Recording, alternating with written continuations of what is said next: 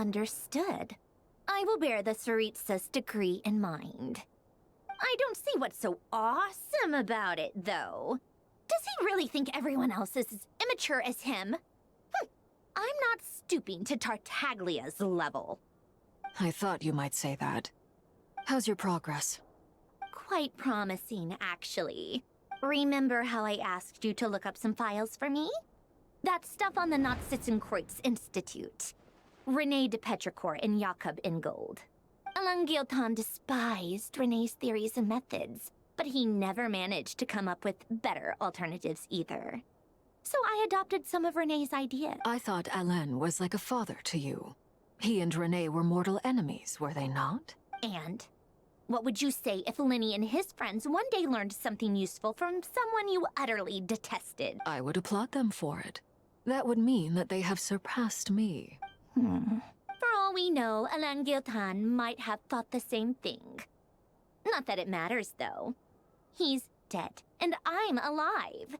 So it's my call to make. Once you die, it doesn't matter how great you were in life. Only the living get to decide what happens next. Hey, come on out. They're back. Huh?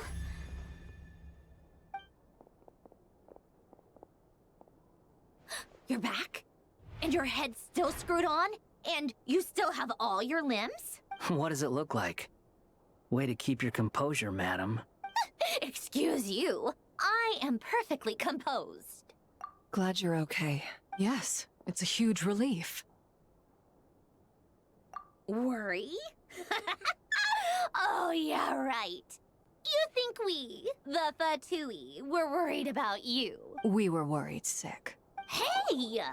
The Traveler and I were already friends. You are free to join this mission in whatever capacity you please. Much like your tea parties. It's a laugh a minute with you guys. I must say, I was quite surprised when Mr. Albedo told me he would need no additional aid. We discussed this on our way back as well. I am rarely so unequivocal, but in this case, we had full confidence in Hat Guy. He said he knew what he was doing. Albedo and I pretty much had to just wait outside on standby. Meanwhile, Hat Guy broke into the energy field and rescued the Traveler solo. You didn't have to mention that. Well, I'm thoroughly impressed. You are a force to be reckoned with. Is he back? Is he really back? Traveler! It's really you! Oh, thank goodness! Paimon missed you so much! You can finally breathe easy, Paimon. It's great to have you back in one piece! Oh, Paimon's been having nightmares the whole time you were gone! Look at them. You know, once you reach my age, there's nothing better than watching a misty-eyed reunion between friends. It's nothing. Same goes when you get to my age, too. I bet Ino and Anefa would be tearing up as well if they were here.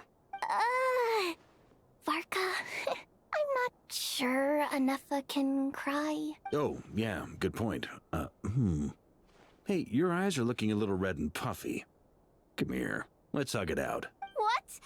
Ew, no! No, thank you. You're not my dad, okay? Everyone, I'm sorry for all the trouble I caused you.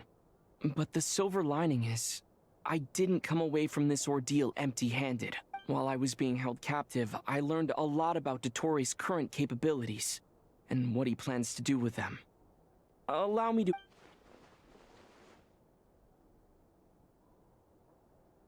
The three moon goddesses were even more powerful than we imagined. No wonder Dottore believes himself to be equal to the gods. Maybe even superior. Utter blasphemy. While everyone was gone, Nefer and I made an interesting discovery. And I believe Miss Sandrone has something to share too. Ma'am, perhaps you could do the honors? Called it. Getting rid of a pesky troublemaker like her is like trying to clean up after a crumbly cake. It always comes back to haunt you. Our next step is to find a way to bring her back. A place where time flows backwards, with no destination in sight. Surely it must have been created for a specific purpose. But I fear the answers are buried deep into Vat's history, held by great powers beyond our reach. It sounds like she's on a specific path through time, just traveling in the opposite direction to us. The question is, where does that path lead? Or will it keep going to infinity? We considered that question as well. Strictly speaking, time is not infinite. Indeed not. Every road has an end. Nicole! You sure loved quietly sneaking in mid-conversation. I do, in fact. It's something I've always done at our mages' tea parties. Quiet, mysterious, and persuasive. You wonder what lies at the end of her road. Well, just as the world has a beginning and an end, so too does time.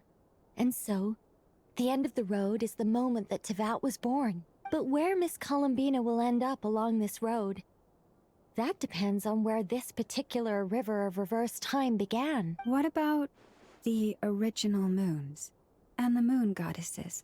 Do they have a beginning too? All things do. In the beginning, no moons adorned the sky. It was the Dragon King Nibelung who raised the They were shadows of the planet, born to wield. But then one day,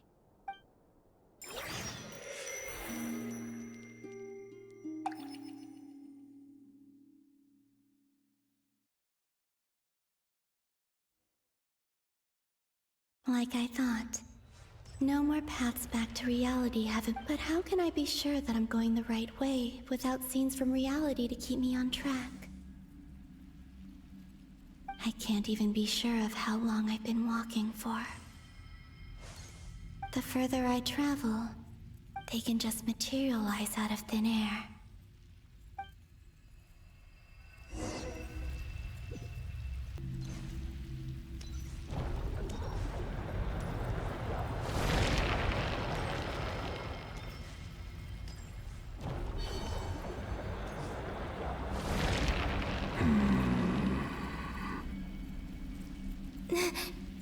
Is that the ray here of Solnari?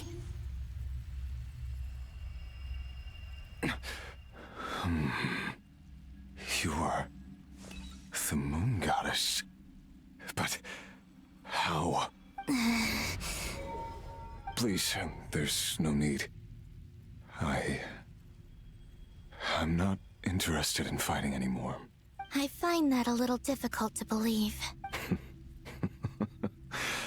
Yeah. Honestly, so do I. The way you used my own power against me was... It was a brilliant strategy. And then, in the final moment before I was thrown into this space, I got to see an old friend. Mr. Dainsleif. Right. It was so long ago now. But we were friends once. When I first got here, I was filled with hatred, remorse, and rage. How I cursed and devoured. I tore everything here apart. I was consumed by the desire to leave this place and have my vengeance. But to no avail. This is a place with no exit. This is the second time I've entered this space. Though I have no memory of the first. I was torn to shreds the moment I entered. But this time I survived. It must be partly because of this new body. And partly because of all the Kuvaki I absorbed in Nodcry. Are you the source of the abyssal power in here? Not all of it. Some is from when I first arrived here and tried to destroy everything. But there was already a degree of abyssal power here before I entered. And like a venomous snake baking in the merciless sun, it tried to slither into my shadow. Tried to? So, you rejected it? Yes. Because after that, the world suddenly became silent for a moment. What do you mean? The voices in my head, they were gone. And then I saw her. Her? Thalindis. My former lover. Never mentioned that she saw a memory of Thalindis leaping into the moon's reflection. More precisely, I saw her after-image. I'm sure the real her is long gone. She was just an ordinary Conrian. She couldn't have survived here for very long. Anyway, Why have you come here? Didn't you know it was a dead end? If I hadn't escaped through the Moon Gate, my friends would have been in far greater danger. Oh, I see. Because of your power. The power of a moon goddess. What? You'd like to know how I know, wouldn't you? The one who resurrected me said so. I could hear a deep lust for power in his voice. Do you mean... Dottore? Dottore. So that's what he's called. He'd been collecting fragments of my body for a long time. All so that he could resurrect me at the moment of his choosing. I had no interest in his research. But being as corroded by the abyss as I was, we were aligned as far as hunting the moons and recovering my strength were concerned. So that's why the Wild Hunt suddenly became so active in Nodcry. When I left the Fatui in my weakened state, Dottore must have felt that his time had come. Moon Goddess, could I ask a favor of you? What? I know this is a lot to ask, especially from someone who tried to kill you. If you refuse, I won't fight it. But this is the only thing I desire now. Nothing else matters. What do you want? I'd like you to take a message to Thalindis for me. Tholindis? Yes, she's dead. But like I said, I saw her afterimage. I can sense that some part of her soul remains here. Far, far ahead. Why don't you go and speak to her yourself? I can't. I don't know why, but I can't move freely in this space as you can. All I can see is a glimpse of her walking away. Just like the moment when I last. In return, I will clear these abyssal obstacles. No, not in return. I'll clear them for you. Whether you want to help me or not. It feels like something I ought to do. Yeah. Why? I'm tired of it all. Tired of the person I became.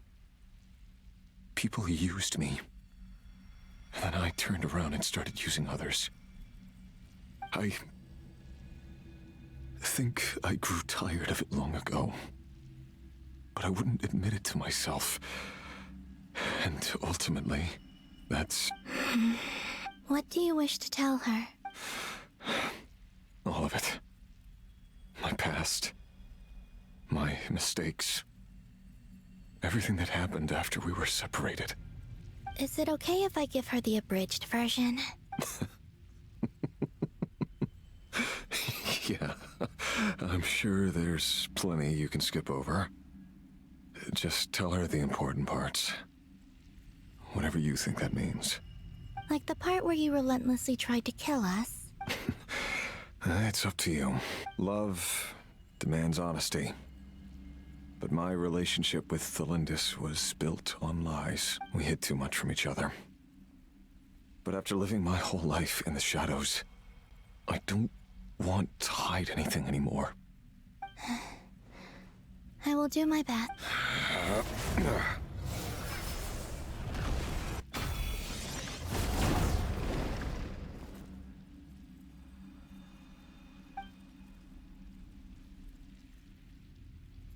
There. The Abyss will no longer stand in... Even though Mr. Dainsliff felt he had to fight you, I think he still regarded you as a friend. He said that you betrayed him, but he also felt great remorse at never having understood what you were truly going through. Why tell me this? Because... if he'd known that someone could take a message to you, I believe that's what he would have said. Thank you.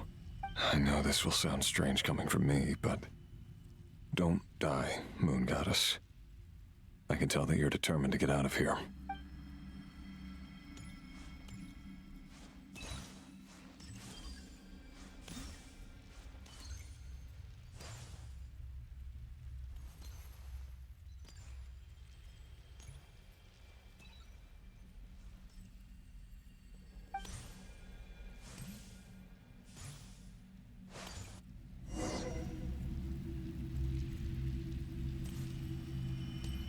kept his word. The Abyss is no longer obstructing my path.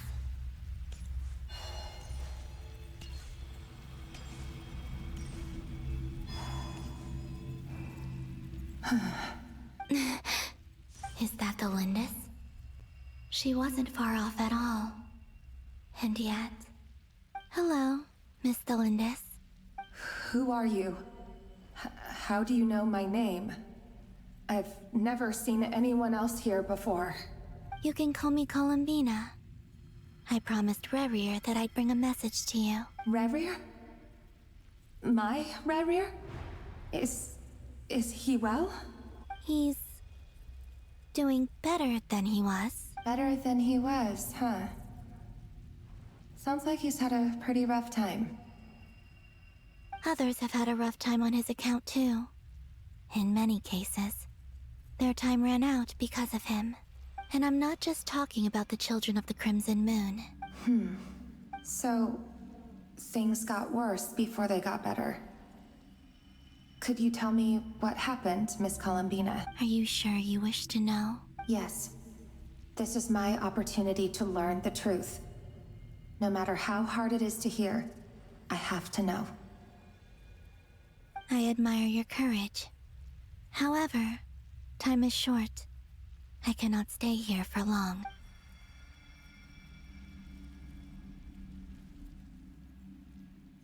Rerir had seeds of hatred in his heart, and many people nursed them for their own ends. On some level, everything he did was to try and find a way to see you again. But in the end, he came to regret his mistakes. He wanted to apologize for hiding his past from you. Beyond that, he did not say specifically what it was he wished to convey to you, but I'm sure that you've always been on his mind. You are what has kept him going over all these years.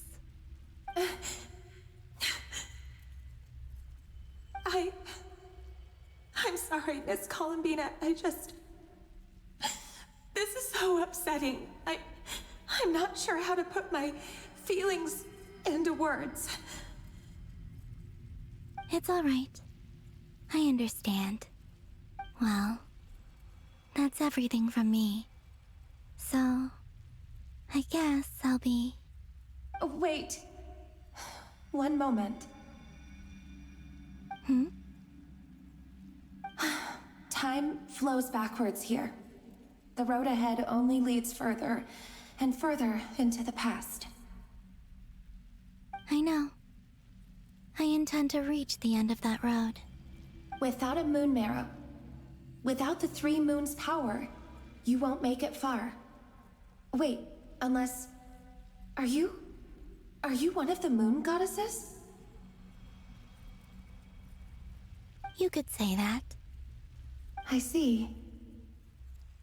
I often think to myself, if life is like a train ride, why haven't I reached the terminus? Where am I even going? And it's not just me, it's this whole place. Wherever it is, it seems like it's existed forever. It's such a mystery. Where is it going?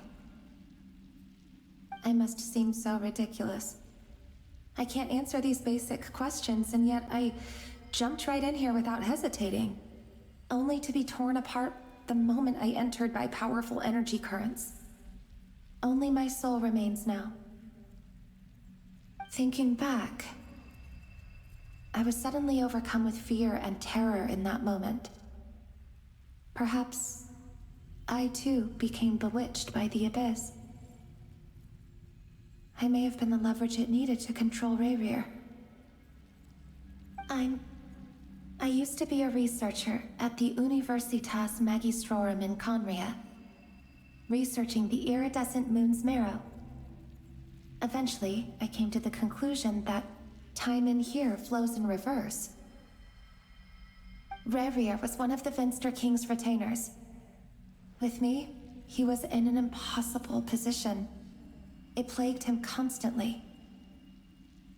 I wanted to help him escape his lot in life. I wanted him to be happy, so I thought I'd use this place to return to the past. At the time, I thought I could just go back to the day that the Vinster King first found the princess. It was only after meeting the princess that the Vinster King started going too far with his research into the Abyss. That was the day all of our woes began. I thought I could stop the king from ever meeting her and solve everything. I couldn't kill the Vinster King himself, so I had to find another way to save Rayrir. That's why I wanted to go back, to kill the person who had brought new possibilities to our realm. I'm sure it was a futile endeavor, but the Abyss probably enhances the basest human desires. So I naively hoped I could change everything. But I was simply too weak. Like a speck of dust against the whole universe. Look at me. I didn't even survive the journey here. Not physically, at least. I know I'm never getting out of here. But you're different. You can make it, and I want to help you. I owe you that much. How do you plan to help me? Have you noticed the golden energy that exists? Based on my past research and my observations since coming here, I believe they carry you forward faster. I can share what I've learned, and help you understand the pattern in which this energy appears. I think you just might... Now, I know you will be able to change the past. Also, I've been speculating about where this space ends. The documentation was scanned, but from what I know of the legends about the moons, the oldest ones seem to begin with Nibelung, king of dragonkind. I have no way of verifying any of it by this point. But if it's true, you might be able to reach that era if you keep walking. Understood. I'm the one who should be thanking you. If you hadn't entered this realm of everlasting death, what use would my deductions be? Thanks to you, they have some meaning. About Rayrir, I'm so... It wasn't your fault. That's not true. Because we both feared bringing trouble upon each other, neither of us ever told the truth. And that But enough about that.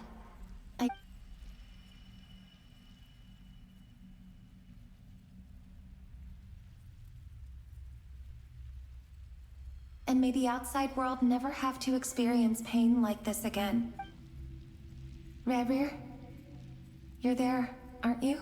I cannot see you, because you exist in the future. I expect we'll be trapped in this prison of space-time for all eternity. But please, gaze upon the past, and then sit for a while. Let's find a place to sit down together, just like we did when we first met.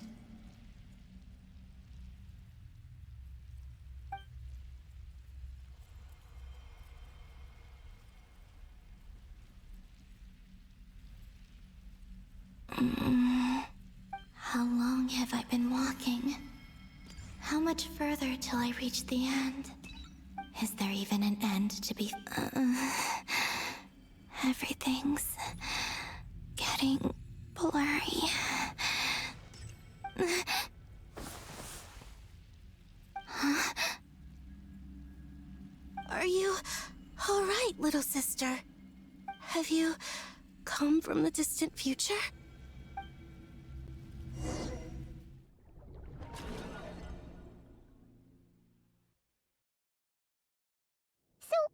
How exactly did the moons just disappear?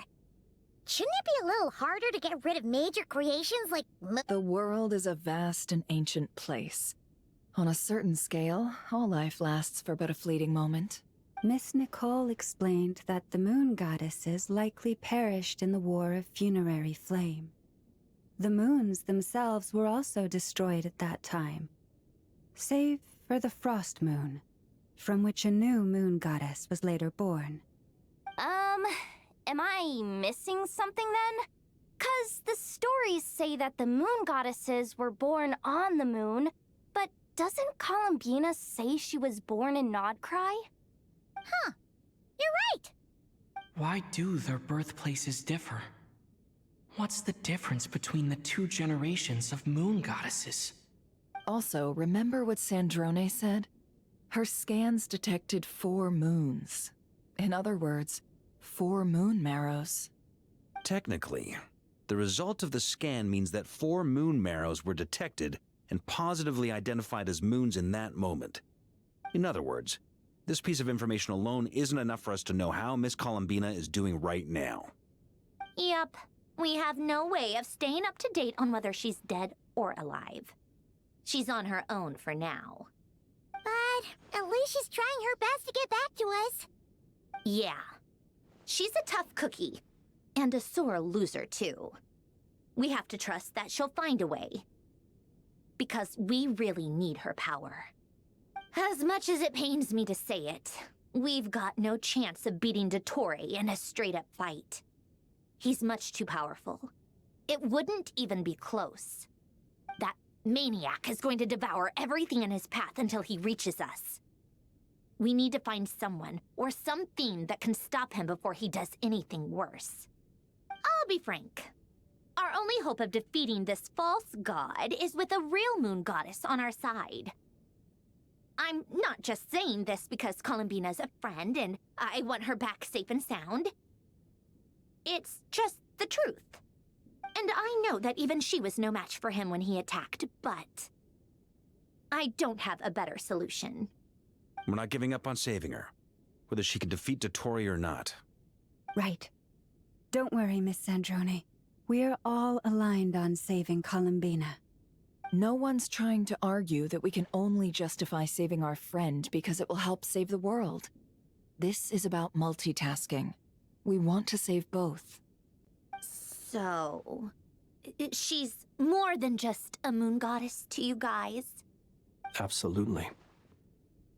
Duh! She's part of the gang! And you are too, you know. Yes, I know. You don't need to labor the point. I knew that the moment I came running over with my documents that I was part of the in-group. I mean, if Arlecchino can fit in, I certainly can. Anyway, as for how we get Columbina back, I've been working on it constantly. But I think I'm still lacking certain information about the moon. I'd probably get there if I could continue my calculations, but the problem is, I've run out of computing power. Computing power? You mean you need more energy? No, the issue isn't energy, it's processing power. There's so much data to get through that the whole process has just ground to a halt. That's a tricky problem. René de Petrichor of the Nazissenkreuz Ordo once foretold the fate of the world. But I don't know how he did it. My guess is that he used the primordial sea's power. However, that won't work for me. His methodology was vastly different from my own. What's worse, they're incompatible. And, to top it all off, we can't even leave Nodcry. Ugh, this is so annoying. If I'd known we'd run into a bottleneck like this... Well, no, the design bureau's a bust as well. Curse that Dottore! Couldn't have made this harder for me if he tried. Oh, what do we do then? How about we grab a bite to eat and take a break? Maybe something will come to mind after you've cleared your head. You don't get it, do you? I'm trying to calculate the fate of an entire world here. And I need accurate results, not vague prophecies. Where the heck am I gonna find the computing power for that? Ahem. Anyway, time to shelve the discussion on technical difficulties.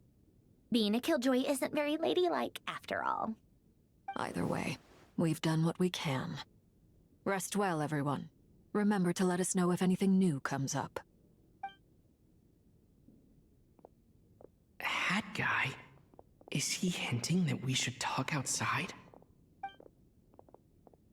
Let's go somewhere a little more private.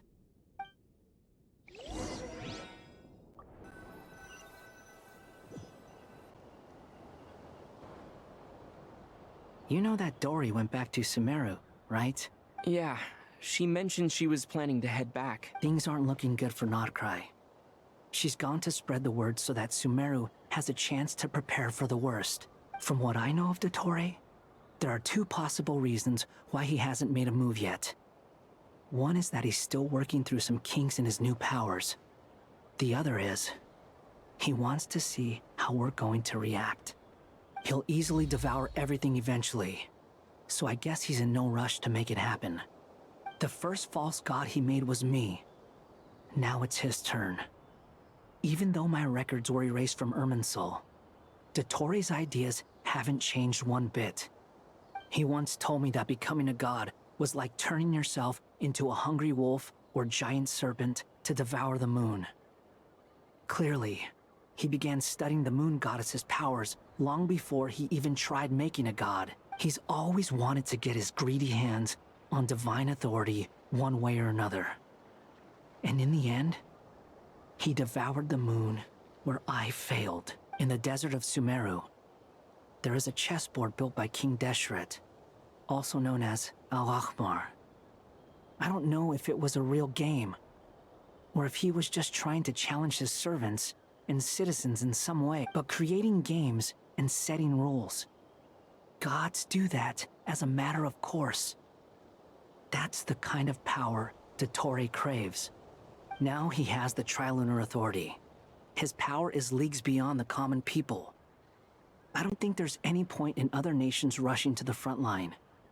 They're better off focusing on defense and hoping they can fend off any threats that spill out from Nodcry.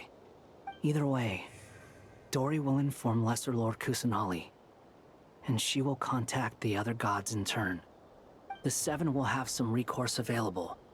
If nothing else, their protection should keep the rest of the world from descending into chaos as quickly as Nodcry has. So on the bright side, even if Nodcry is doomed, your friends in other nations won't be in any immediate peril. That's good to know. But I'm not ready to give up on Nodcry yet. There's a word for people who refuse to let anything go. It's called being greedy. Maybe it sounds greedy to you, and probably naive too. But whatever you call it, that's what gives me the determination to keep fighting. Battles are fleeting, but the will to fight is a long-term commitment. Give up for even a moment, and your resolve will shatter. Why do you always feel the need to do the right thing? No one is born to be a savior. I mean, who's gonna criticize you if you fail, or give up?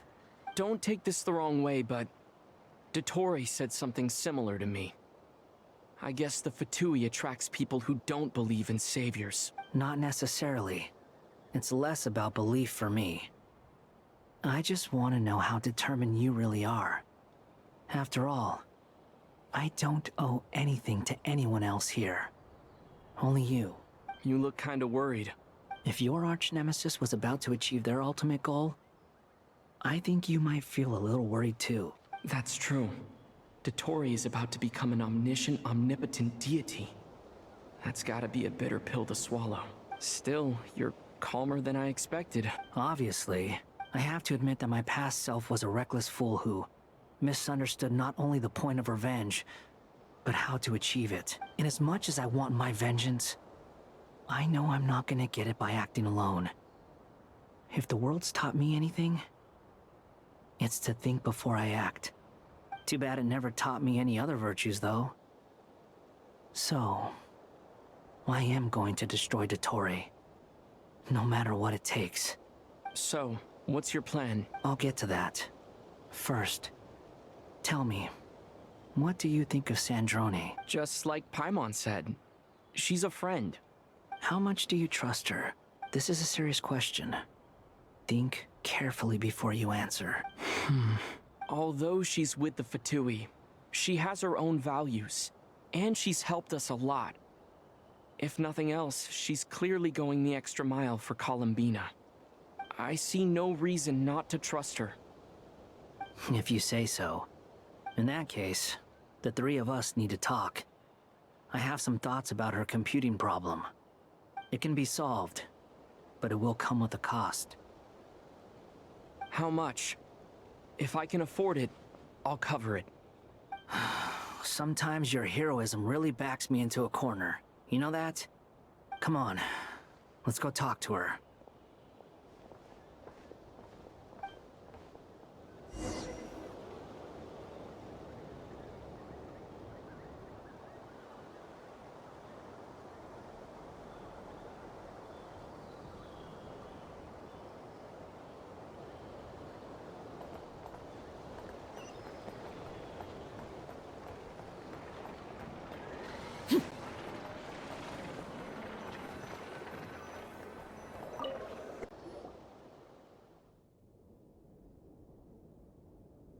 Miss Androne, Traveler.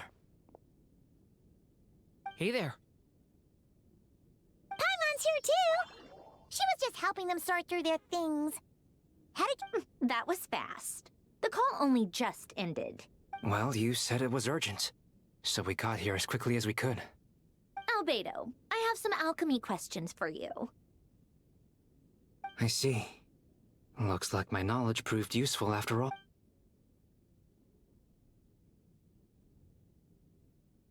If I might ask, I needed to predict the future of the entire world.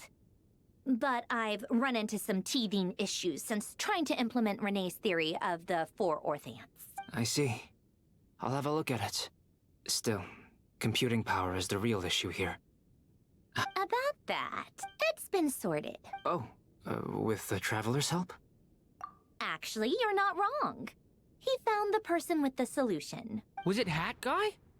Yeah, it was him. Wow! Go Hat Guy!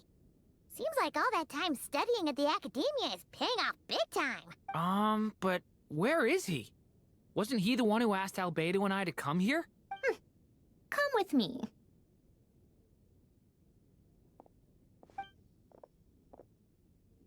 Hat Guy? What's happened to him? Hat Guy! Can you hear us?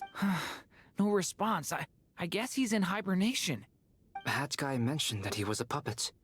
It seems that his functions are currently shut down. I presume this has something to do with the solution to your computing problem. That's right. He and the Traveler came to see me. Wait, what? You have a solution? Would you calm down? Why do you always react so hysterically to everything? Excuse me? How would you know? You shouldn't be so quick to judge complete strangers. It's very bad manners. Oh, please.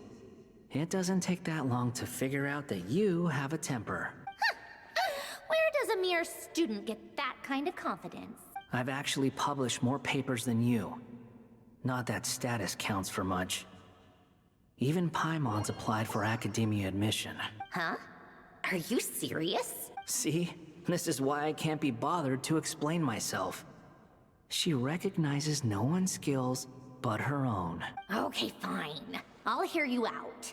So, tell me, how do you propose to solve my computing power problem? This world itself is constantly processing all kinds of information. If it's the world's future you're trying to calculate, you need a processing device that's designed to cope with that volume. Easier said than done. Only Irminsul can handle that kind of... Wait, is that what you're suggesting? But surely we can't just plug my formula directly into the ley lines. You should be able to tell that I'm not human, right? Yeah, I noticed. The technology, though, seems pretty ancient. Very different from Pontaine's. It's a completely different system. Conrian, to be precise. I'm what they would have called a puppet. Puppets need an energy source and processing power. The artisans who built them sought out the materials most suited for that purpose. Do you? The Traveler and I have talked it over. He's willing to vouch for you. So, I'll allow you to borrow my core for your calculations. It was built using wood from a silver white tree, which makes it a small part of Irminsul. Conrian technology and Irminsul wood. Who in the world could have built you? Are you sure about this? A puppet without its core will cease functioning completely. And if it's left in that state for too long, it might not recover. You could die if you do this. I can put two and two together, yes. No need to rub it in. I won't lie to you. This has never been done before. Doesn't matter. I'm prepared for the worst. Did you two actually talk this through? Is he... Are we really considering this? Yes, we discussed it. The bottom line is, he trusts me, and I trust you. Let's give it a shot, shall we? Honestly, I have no clue where this kid even came from. But But for whatever reason, he lent me his core to use in my formula. I'm very close to finishing my calculations now, and the core is currently in use. So I'm sorry, but I can only show you a sketch right. This is what the core looks like. A silver-white branch. It certainly matches the legends told about Irminsul. Is Hat Guy gonna be okay? He's not gonna die, right? Right? In theory, he should be fine. As long as we put his core back in time. Beyond that, all I can say is that I'll try my best to avoid risk and make sure the core doesn't sustain any damage. I think I know why you called us here now. Someone needs to watch over his body and make sure it's protected until the process completes. Correct. He said that the only ones he trusts here are you two, and the Traveler. And the Traveler will have other work to do. He will have our undivided attention. Aww, Hat Guy. On a more positive note, things are progressing steadily on my end. I'll call everyone in for a meeting once the result.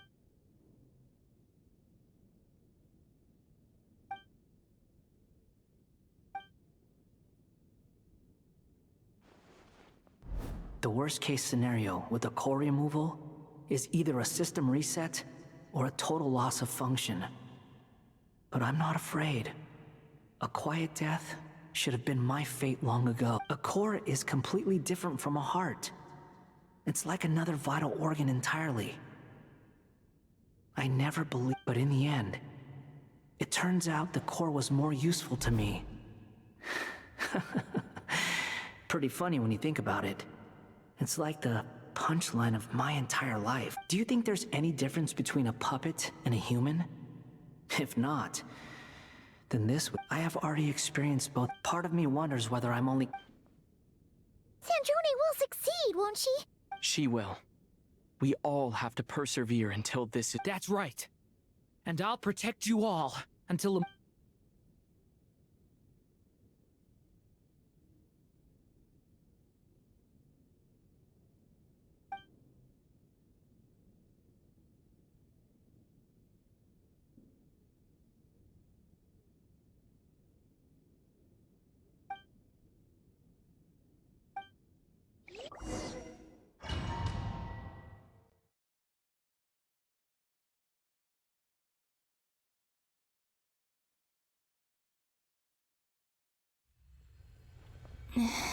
Call me Sonnet. You have the same power as Canon. Sonnet. So, you're the goddess of the iridescent moon? Oh, goodness. You recognize me? Well then, what's your name? Columbina. Columbina Hyposelenia. Hyposelenia? What a lovely name. Did you choose it yourself? It was a joint effort between me and my friends. Friends? You mean your friends in the heavens? Huh? Oh, sorry. You must be exhausted. I apologize. Hang in there. Let me introduce you to my older sisters. Do you mean the other two moon goddesses? Arya and Canon? Wow, you sure know a lot. Hey, does that mean that our story goes on into the future? Oh, I guess it's all right. We were prepared for that possibility. You could say we were too prepared. I can't even remember how long my sisters and I have been here by this point. When did you get here? How long has it been? I can't say for sure, but it feels like it's been forever. I see. Are you feeling all right? You look a little unwell. I can hold out a while longer.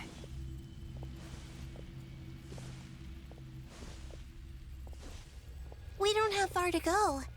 The place where my sisters and I are based is just up ahead. Don't worry, they're both really nice. I'll introduce you.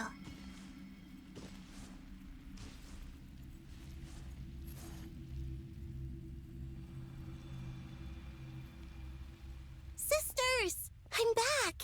And look who I've brought with me!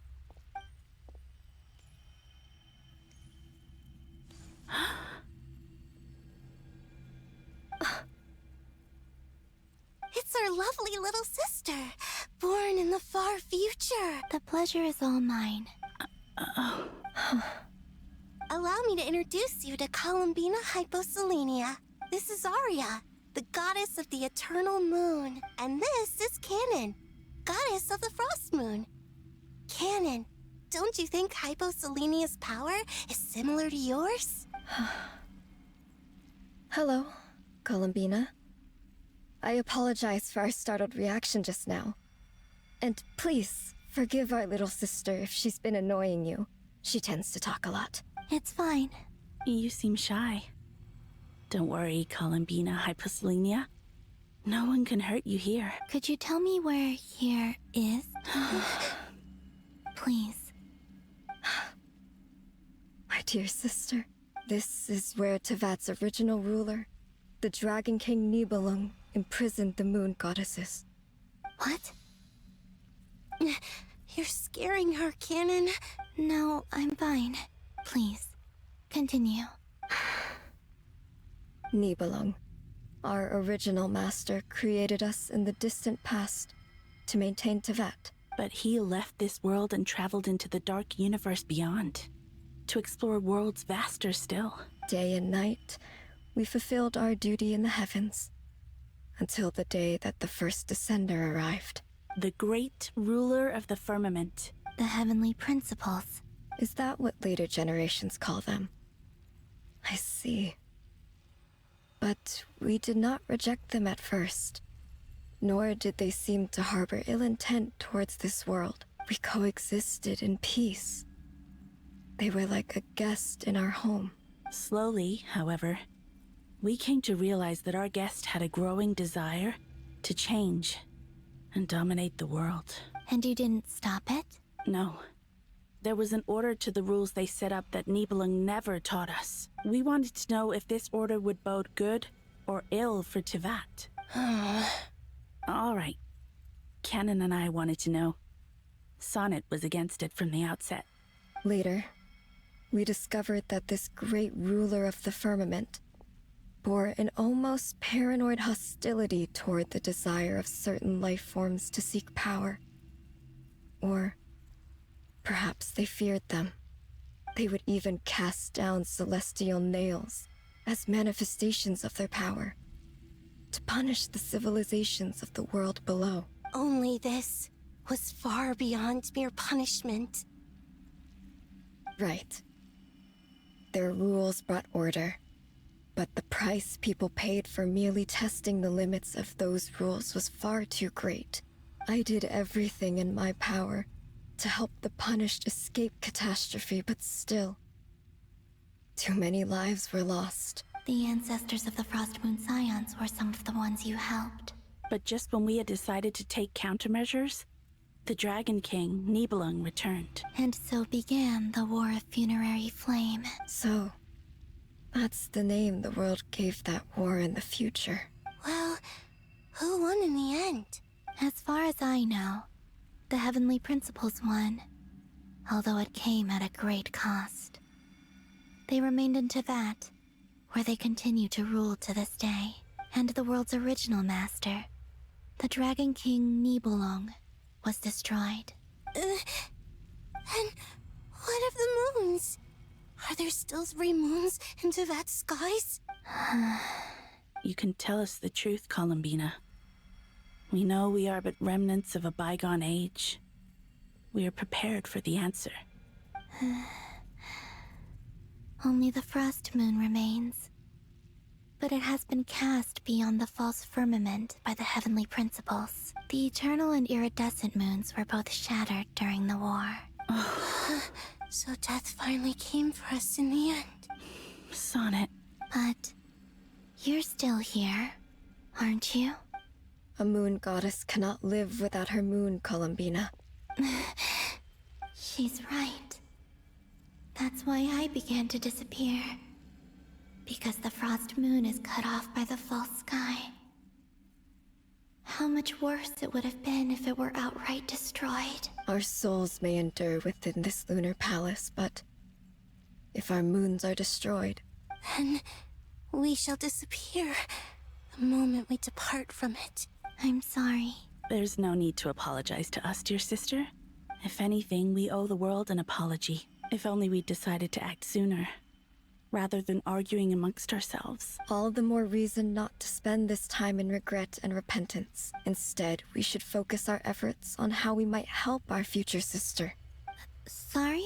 Don't you see, Columbina, your story is not yet over. Is that not why you are here?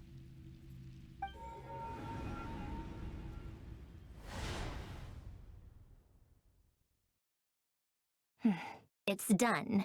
Initiate numerological array. Continue running primary process. Calculate the world's fate through extrapolation. Secondary process? Scan for moons. Still 4. The number of moon marrows hasn't changed. Wait, let me think. Is it possible that there's something I've been misunderstanding about the moons all along? Variables. I know where potential variables within the world come from.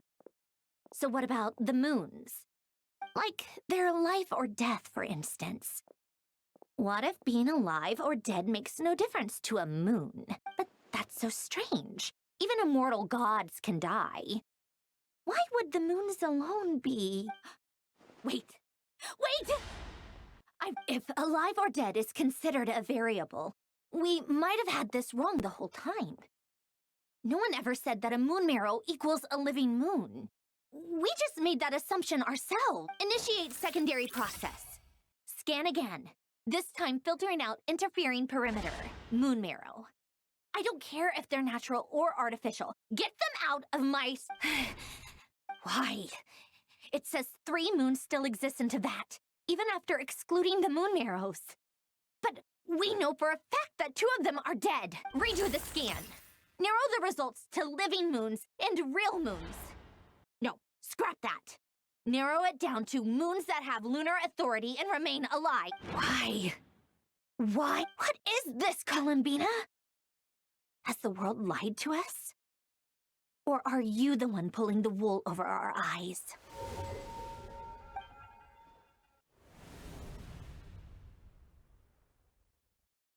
So, you think that the moon's reflection might be where Nibelung imprisoned the 3 moon sisters? Yes, it would explain a lot, such as why that space would respond to a moon goddess's power, opening the moon gate at her command. It would also explain why Miss Columbina has been unable to leave, and why time flows in reverse there. In the messages she sent, Columbina promised us she'd find a way to return. But we have no way of knowing how, when, or where. The fact that she still has yet to reappear in this world indicates that returning from that place is no easy feat. So you're saying, if she could return by her own power alone, she would have done so long ago? Yes. She certainly wouldn't leave it to this late stage when it's so touch and go. I've been giving this some thought, and I've come to believe that Luanatar might be an anchor that she left behind, as a sort of future waypoint. This could also explain why Luanatar is always by the traveler's side. Sounds like a plausible theory. If that's the case, there must be some criteria we need to fulfill to allow Columbina to return. The question is, what? Hello? Listen up! This is extremely important!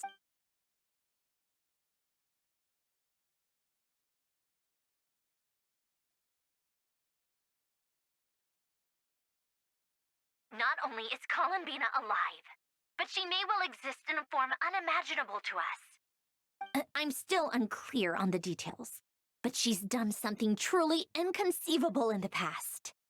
And the clue to what she's done lies in the moon and Teyvat sky. Truly amazing. Oh, I'm so delighted for her. I'm sure we all feel the same. And I'm sure Columbina is ready to get back here and fight by our side. I'll keep my calculations going and try to find some way of coordinating with her. But that's not an excuse for everyone else to slack off, okay? All of you had better keep trying to think of solutions. How can the dead moon still live? And Luanatar...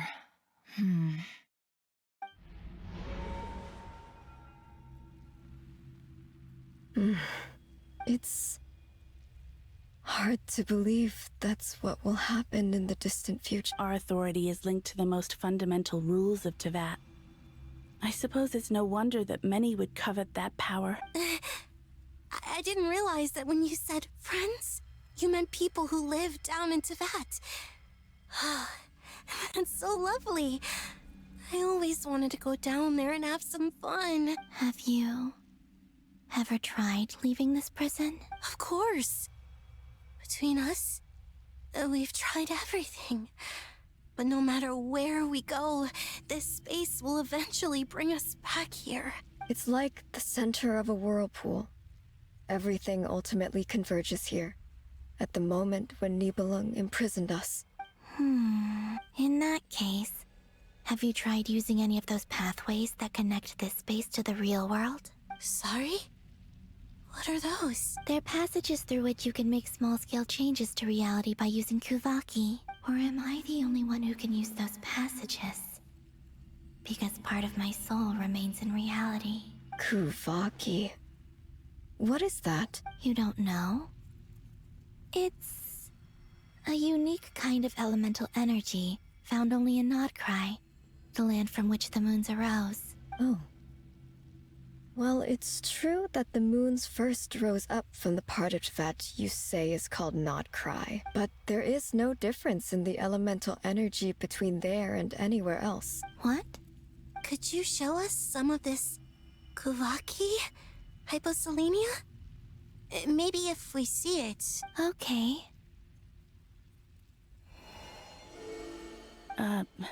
Isn't that just your power?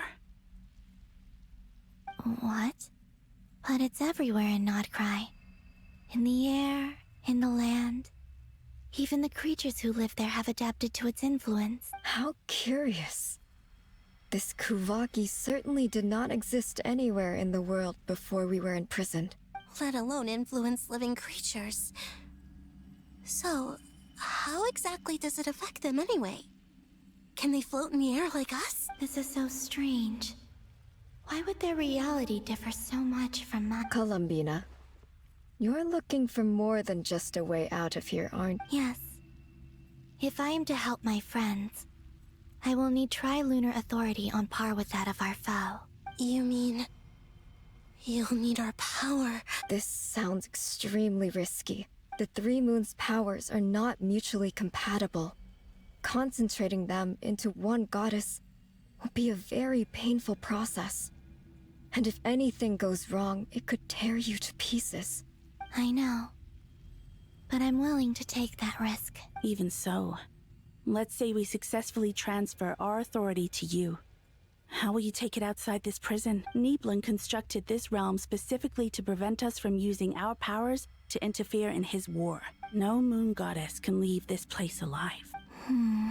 What if I don't leave alive?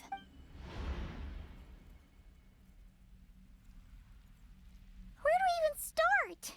How are we supposed to figure out what we're meant to do to help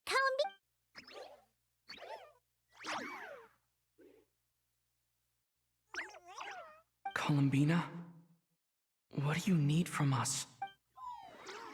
If she really got to the beginning of time in there, how do you think she'd leave us a message?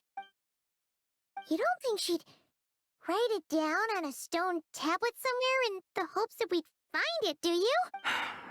Seems unlikely. Columbina may not talk a lot, but she thinks deeply about issues like this. Let's review what we know. This is the Columbina who fought alongside us against the Reikir of Solnari, and with whom we celebrated Moon Prayer Night. She knows our personalities, our ways of doing things. So, if she wanted to tell us something from a long, long time ago, what would she do? Oh.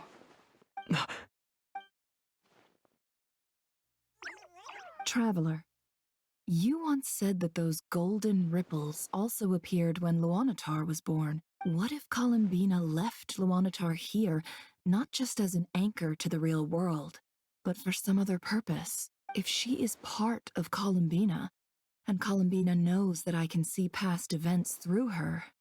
Oh yeah! Like when you peeked into Rarer's past through his heart! Nefer, wait. If you're right about this, and you can really see past events through Luanatar, your eyes, they'll... Oh, I know. Looking at Rerir's past in Conria was already enough of a strain on my eyes. Looking this far back into the past, it'll surely blind me. But it's our only chance. This is the... Boss. We spoke about this once, a long time ago. Do you remember what I said, Yehoda? The day I lose my sight, the Curatorium of Secrets will be yours to run. But... What's wrong? I'd be overjoyed if I were you. This day's come a lot earlier than either of us expected. I need to know you'll honor our agreement, Yehoda. Promise me. Yes, Boss Neff. Are you sure you don't want some time to think this through? What is there to think through? I should have gone blind after our battle with Rerir. Frankly, it's almost criminal that I got away with it for this long. Then at least let me take some precautions on your behalf. And if you really do lose your sight, I'll visit your office every day and make sure— Oh, please, anything but that. I was actually ready to go through with this. Are you trying to scare me into backing out? As if I could ever scare you. I'll assume you're just joking to calm your nerves. All right, enough chit.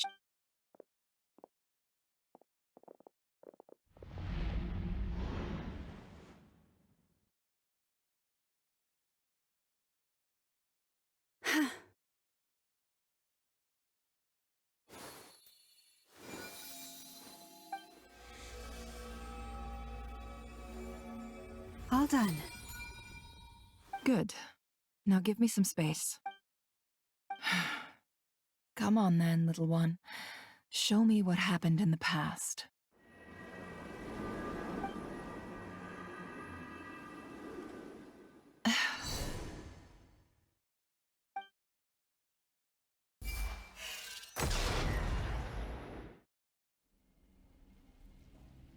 Between the Trilunar Authority, Kuvaki, and the sole-surviving moon, the Frost Moon, I think I might know how to get back.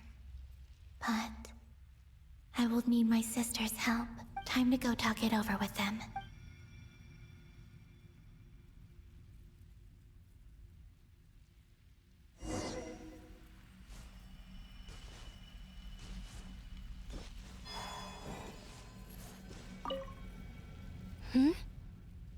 I hope it's not too dangerous. You really scared me when you said that thing about not leaving here alive. Come on, let's go find the other two.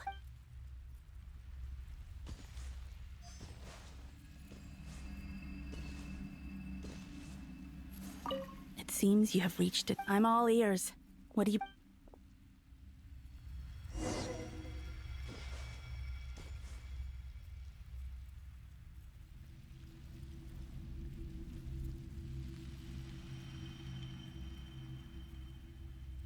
Have you figured it out, Columbina? Tell us. How do you plan to leave this? I intend to die here, in this moment. And then be reborn in the future with the help of my friends. What? What are you saying? How can the dead be reborn? And how will you inform these future friends of your plans? You can't exactly leave oracles. Nothing can escape this place. Not a and even if you found a way, what if they never find the message you left for them? No, that won't happen. Come again? They will find my message. I'm sure of it. I'm not following. How exactly will you achieve that? It's quite simple, really. First, I will leave my soul here.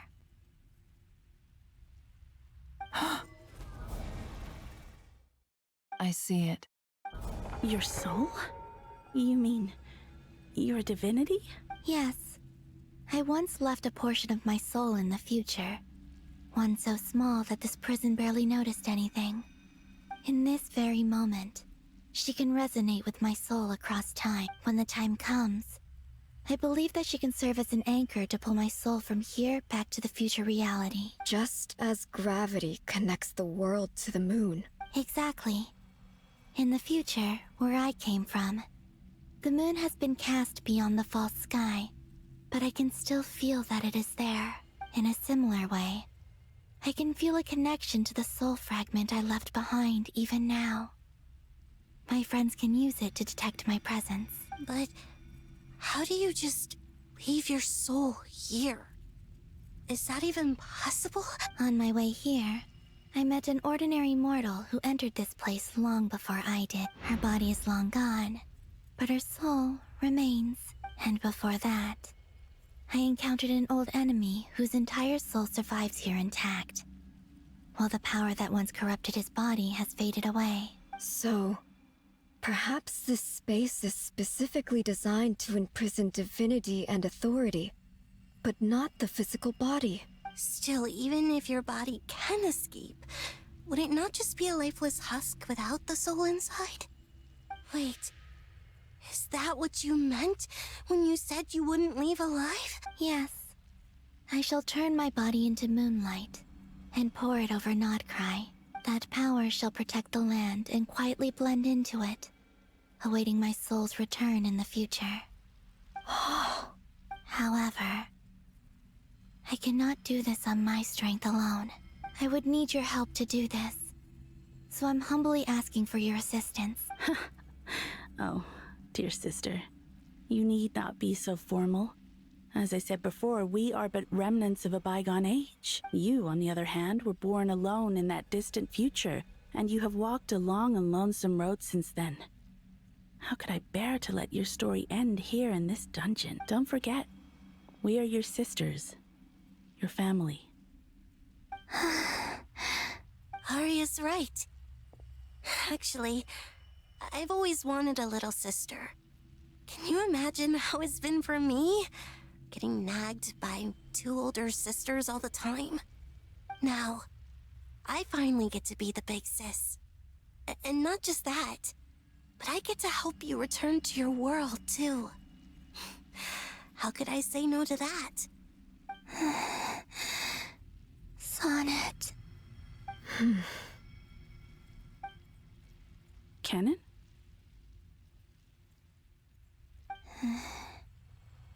I'm sorry. I know this is a bold request. The Frost Moon is rightfully yours, and it remains intact. Oh, no, please. Don't misunderstand me, Columbina. I was just thinking back on the years that the 3 of us once spent together. You cannot imagine how happy I am to hear of the future world you describe. The Frost Moon Scions, your lovely, kindly friends. For the 3 of us, whose purpose in life was to maintain the peace in Teyvat, it is a great relief to know that the people of this world live in such an abundant future. If your plan can save them, and save Nodcry, I will gladly give you all that I can. Besides, the 3 of us have been together since the day we were born. I could never abandon them to live on alone without them. Canon. Still, I do have one question I would like to ask you before we proceed. Certainly. What is it? Why do you cover your eyes?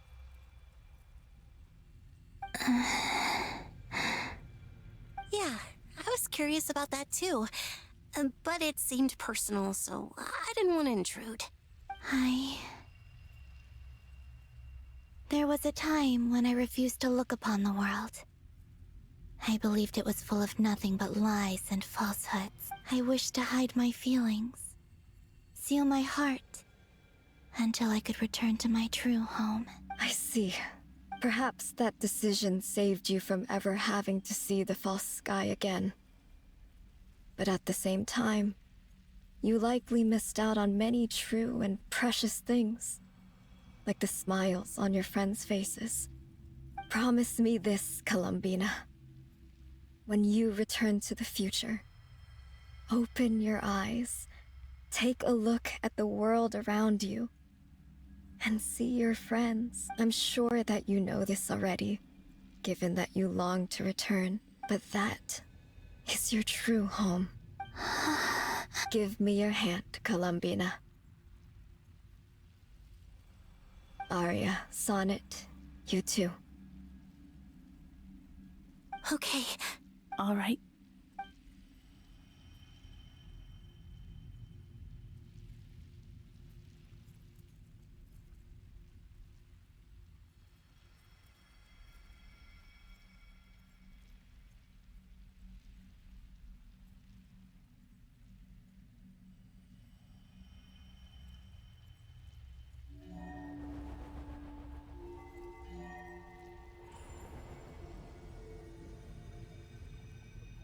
We once were the song sung for eternity, but now it is you who must continue to sing.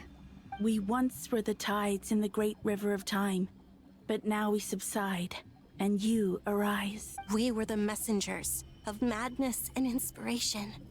But now, the lies have faded, and your truth must endure. We are souls awaiting the sun. You must return to be with those who smile when they see your face.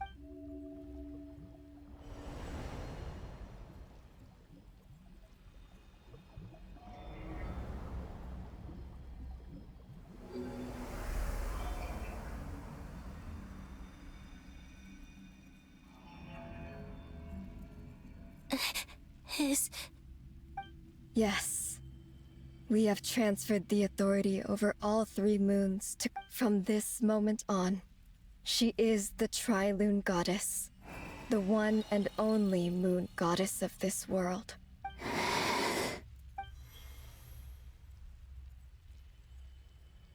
Thank you. Thank you, my sisters. Now go, and do what you believe is right, Columbina Hyposelenia. Be aware that we cannot grant you the power of the 3 moons beyond these prison walls. The conflict that arose over their remains following our disappearance will still take place. I understand. Sisters, oh, my body, it feels... Now that we have given up our power and authority, our bodies are merely mortal shells. This prison is dissolving them as we speak. It's okay, Sonnet. The end must come for every god, just as it does for every human. That's all this is. The final destination of our lives. Canon and I will be by your side the whole way. We have one final request, Colum. Could you use the 3 moons' power to send us back into the real world? Now that we have lost our powers, I doubt this space. It's just... we would like to spend our final moments together. Of course. Sonnet. Don't... I wish I could tell her not to give in to the abyss. Not to be afraid. But is this really what I should say at this moment? Don't forget. I'm so glad to have a big sister like you. No, I'm okay. I'm not afraid. As long as my sisters are with me. It looks like this is goodbye, sisters. Goodbye, Columbina. Take care of this world in our stead. I will. And now, it's time for me to bid farewell. May it become the moonlight that keeps... So this is why Notcry was not... It only appeared after I poured my body out upon this land. And Aunt Kuvaki responds to me because... And the golden energy I've encountered on my way here was, in fact, that very soul... Oh, power Tri-Lune, eternal moonlight. I, Columbina Hyposelenia, lay aside my body. Let it be cast into the dark night to illuminate the future. May it be a companion to all who dwell beneath the moon.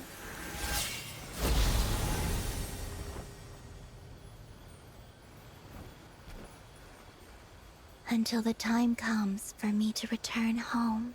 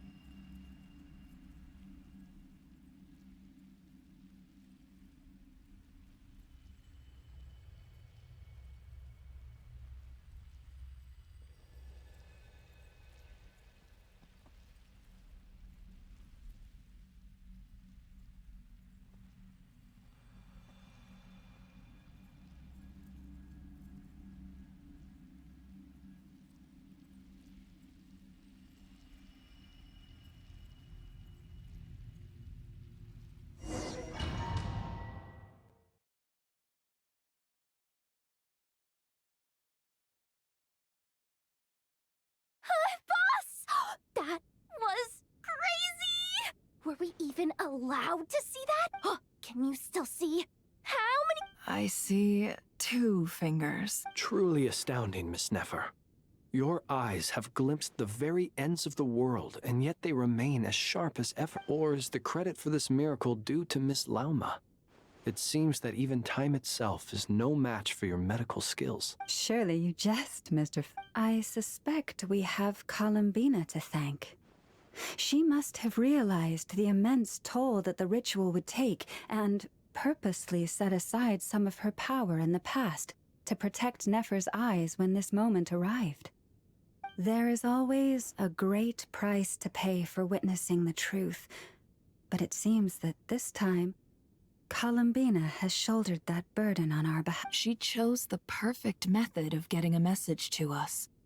Though her eyes were always shut, she was clearly so perceptive. She knows us well.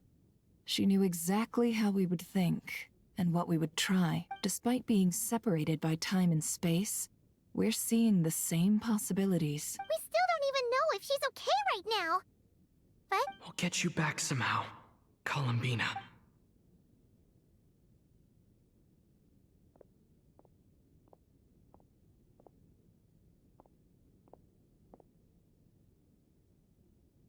Well, based on the information we now have, let's figure out our next. Thanks to these gentlemen, we have a much clearer picture of the situation with Dottore. The civilian population has been moved to safety, so we know— Miss Androne, how are the calculations going? So far, so good. I'll keep seeing how far I can push the system, though. Can't have Hatman being powered down for nothing. There's still a long road ahead.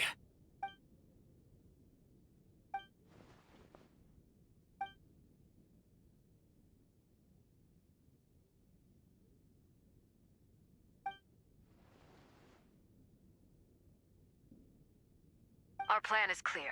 Time is short, so let's get— There's just never enough time, is there?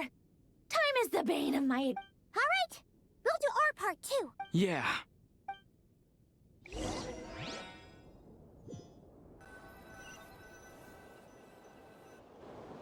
Albedo's theory says that elemental energy can dilute the light realm's power, but I'm no expert in building elemental defenses. Sounds like something out of the advanced elemental theory section of the library. Whew. You seem quite troubled. Well, yeah. I mean, who doesn't get a little flustered when they're completely out of their depth? You were the very picture of confidence back when you approached the Hexenzerk. Yeah, I could have been faking it through that whole meeting for all you know. Who's to say I'm not just a ball of nerves in a charming and gregarious pack? Oh gosh, really? I'm so sorry, I had no idea. Well, you're all the braver for it. Still, I was much more in my comfort zone than I am here. At least in Mondstadt, you can cry for help from a cliff top and actually stand a chance of summoning Barbados himself. Things have never looked bleaker than they do now. If we don't pull this off, Tevat's doomed as— Oh, you think so? Actually, yes. Yes, it probably is. It's a shame. Don't put too much pressure on yourself. Tevat has faced annihilation many times in the past, but it also gave us you, didn't it? Hey, don't give me that. It's not like I'm anyone special. I disagree. Every human born in this world is special. We angels have always believed that. In that case, this humble human being has a big favor to ask of you. I thought you might say that. I'm sure Alice, in her great wisdom, sent you here precisely to help us in this difficult time, yeah? Well, that has less to do with her wisdom, and more to do with my power. Of course, of course. Well, the thing is, these elemental defenses we're about to build, I don't think it's a question of if they'll fail, but when. Durin's findings from his patrols make it clear that Dottore is constantly expanding his territory. First it was his lab, then the design bureau. It's not realistic to completely stop him encroaching on the rest of Nagrai. If Miss Androni's calculations are correct, well, they're the closest thing to certainty we have in this situation, so let's assume they are. Anyway, her calculations suggest that our best hope for victory lies in Miss Columbina's return. It's up to us to slow Dottore's advance and buy time for her to make a— Are you asking me to help you with building the defenses? No. I'd like you to prepare for what comes next. When he eventually reaches us, we will have to fight him. You were an angel once and a mage now. I'm asking you to lend us your protection. Oh. Can I take it that you're triggering the terms you fought for during our three-way talks? Well, technically those terms were about protecting Mondstadt.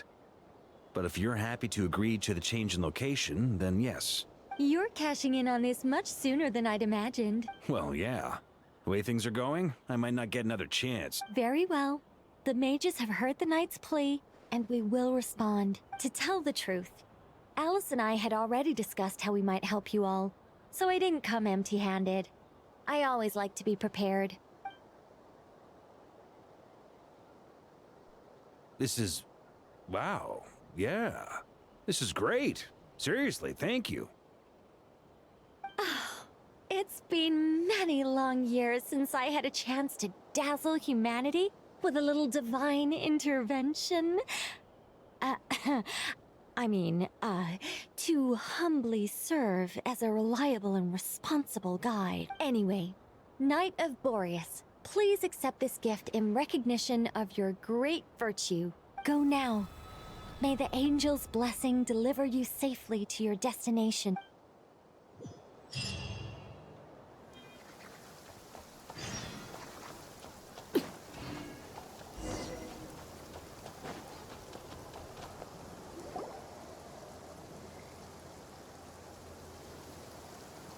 You're here. Sandrone!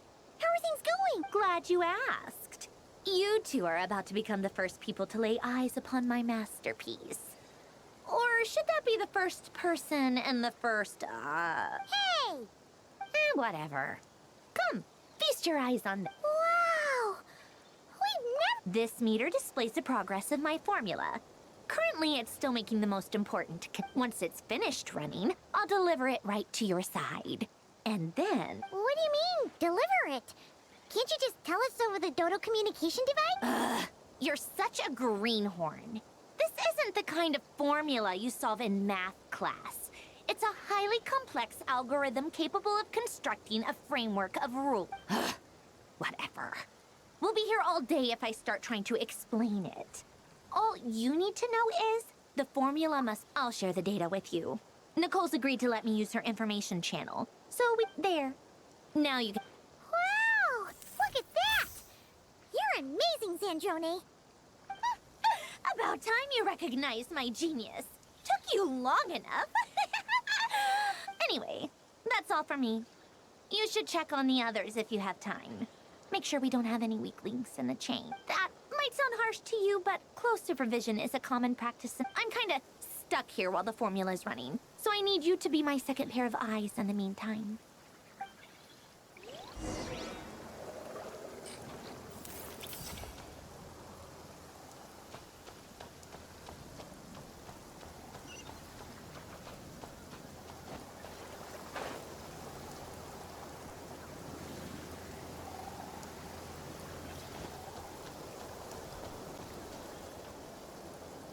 Thankfully, Miss Nicole has come to our aid. Nasha Town is now looking very well defended. Golden Flame. Yes, that's Nicole's power, all right. Based on the latest message from Grandmaster Varka, it sounds like they've reached an agreement. The situation should be more stable with her assistance. Everyone will have at least some degree of protection. Albedo! Durin! Hello there, you two. Are you well rested?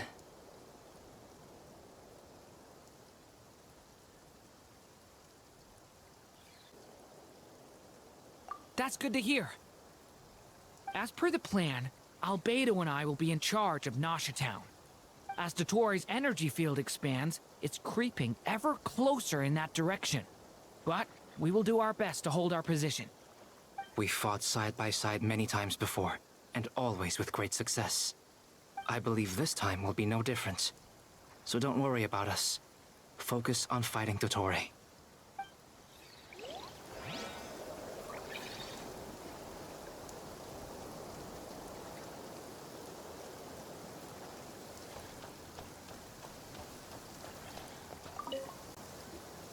Traveler, Paimon, a pleasure to see you both. Friends! How's everything coming along? Fairly well, if I do say so myself. Personally, I am ready to confront Dottore head-on. Ooh, you sound much more serious than usual. To be honest, I am not usually fond of exercising my full strength. For one thing, it's hardly conducive to maintaining a low profile. Besides, I believe one should have the right to choose when to show their hand. I am conserving my strength until the moment of battle is upon us. Anything to boost our chances of victory. Seeing you get into the zone like this really puts Paimon at ease. Huh, Traveler? I consider it an honor to have your trust. Rest well. I look forward to seeing you both in your element during the battle.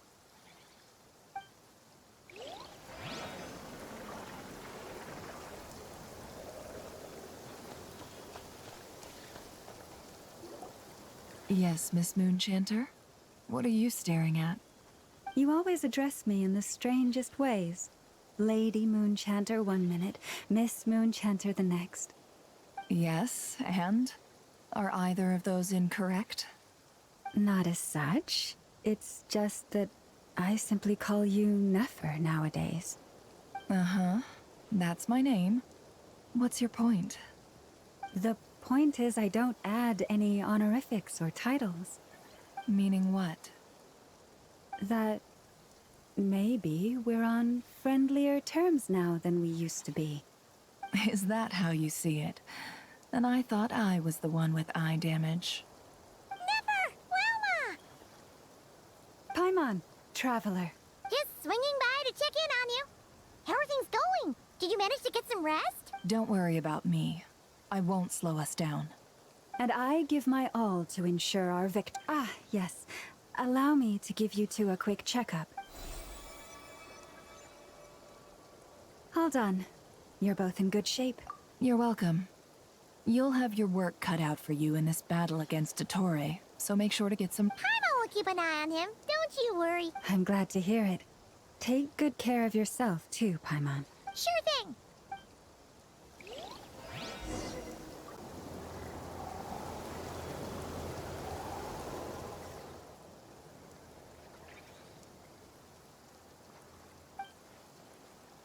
Here they come. That's quite a horde. As we expected. Get ready, everyone. Take your positions and prepare to engage. Let's begin. I'm at the ready.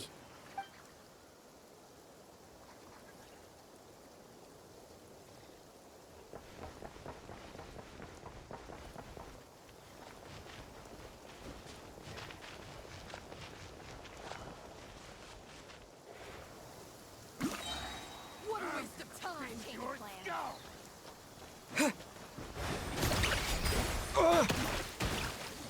Bombs away!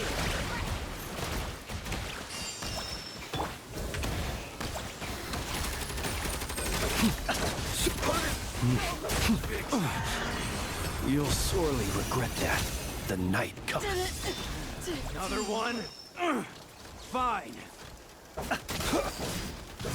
Steady now. Close your eyes. Do you fear the dark? Night falls. Water jet!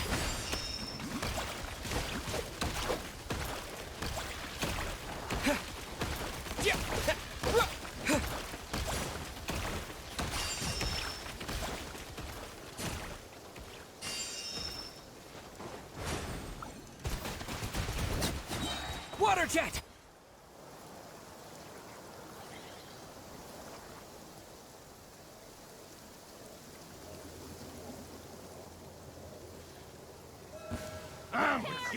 Forest, protect us with one heart. Seek within. These creatures cannot stand against us. Oh, fighting talk. Just don't let your guard down. That goes without saying.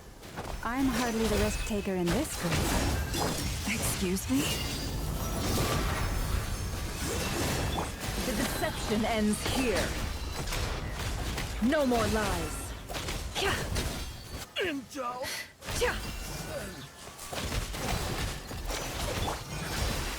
You poor lost lamb. By the frost moon of old. Can't hide the truth. The mystery unravels.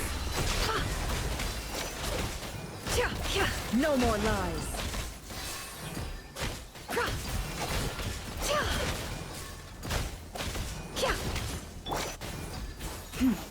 Receive my blessing.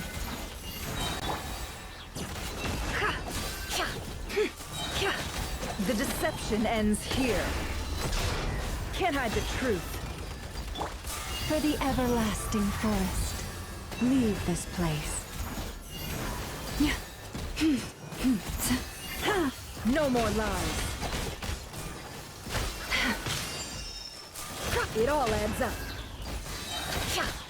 The mystery unravels.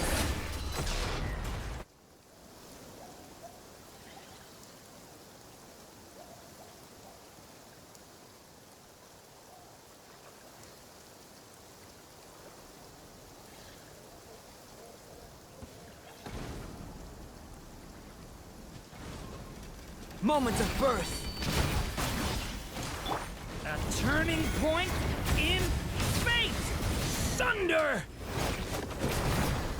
I'm sorry.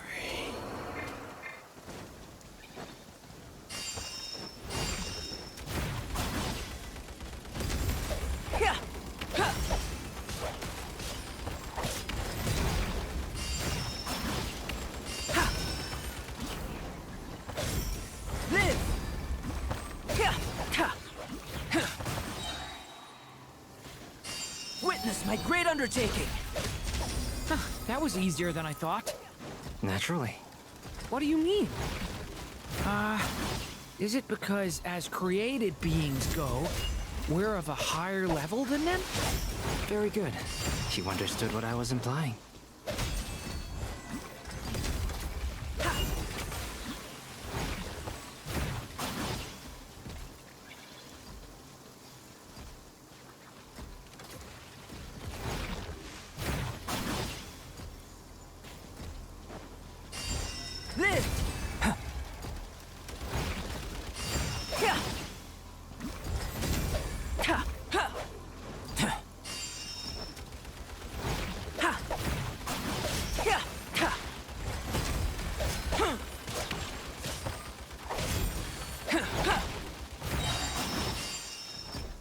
Feel this ancient power.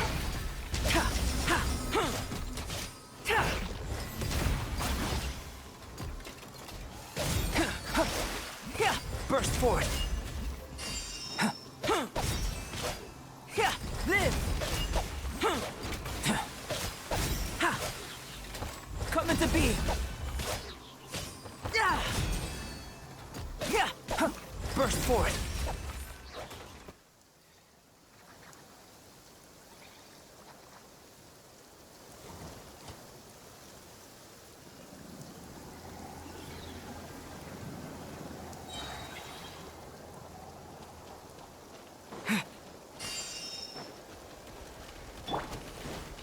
The long sleep beckons.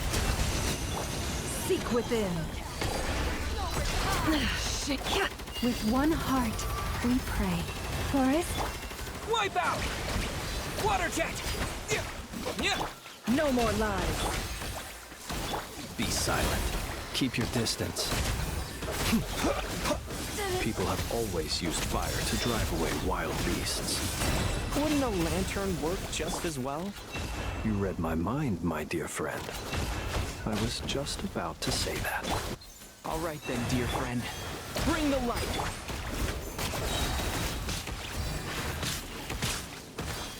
Beware the creatures of the night. The deception ends.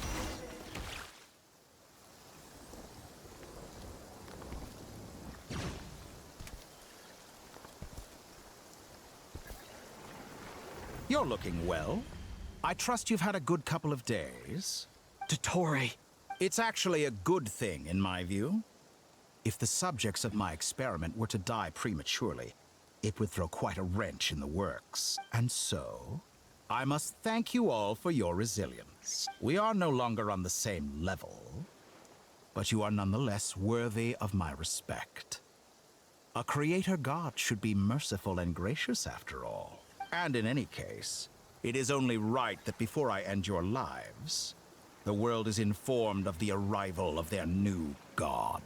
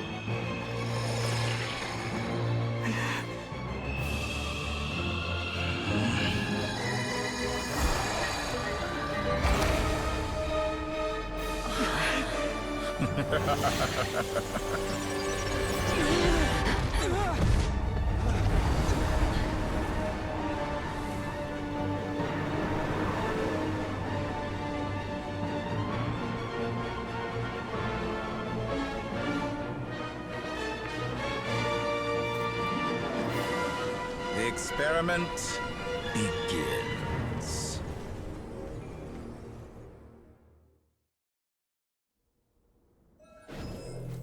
With the marrow of the 3 moons in my hand, behold the false moons fall!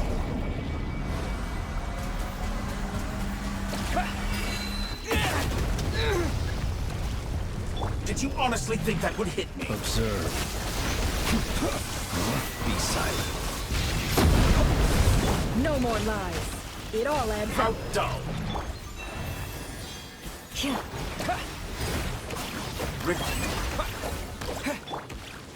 Observe. Be silent. Entropy bends to me dust. Close your eyes. Do you fear the dark? For the everlasting forest. The mystery unravels. Pathetic. That's more like it.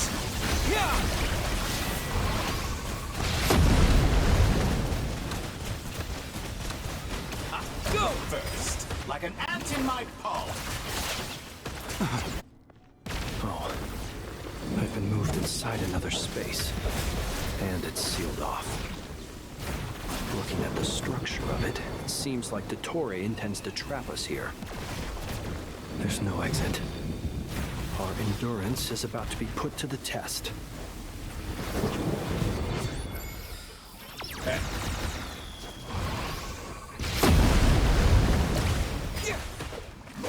Entropy Forest, protect us. Can't hide the truth. It all adds up.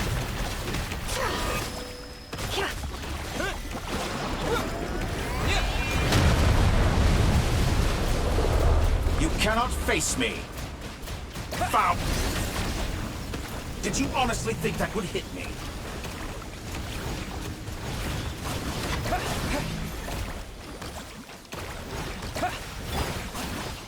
Leave this place. Can't hide the truth.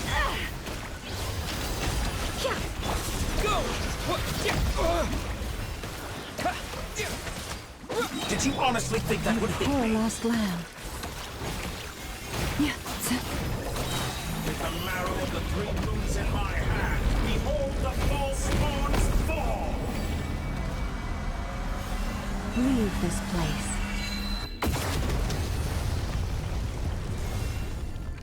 Be shackled! By the Frostman of old. Found! Entropy bends to me. Forest, protect us.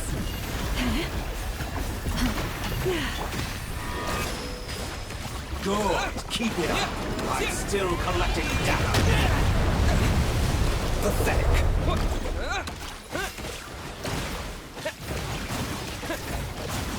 Tell me, where will you try scurrying off to next?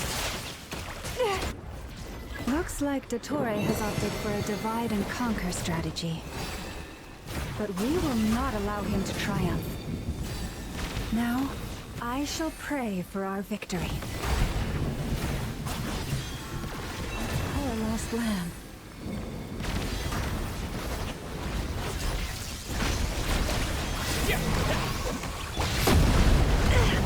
No more lies. Can't hide the Moon's truth. remnant.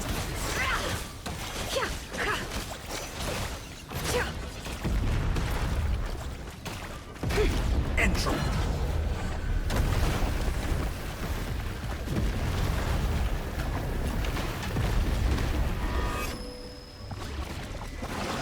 Such a simple attack, and you're already struck pathetic. It all adds up.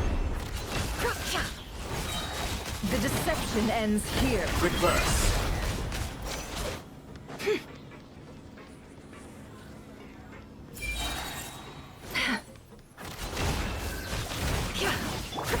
Wipe out!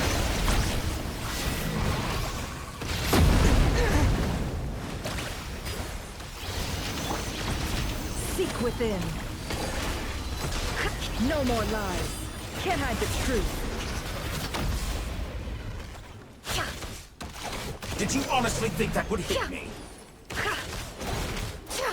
No more lies. Be annihilated, that which cannot stand against me. What's this supposed to be? There really is no way out. We'll see about that, Dottore.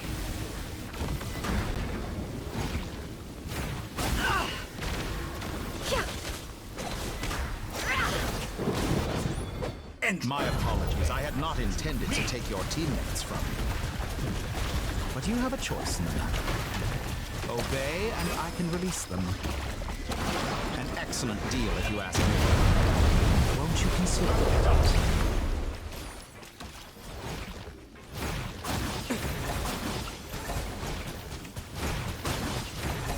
it? You cannot face me!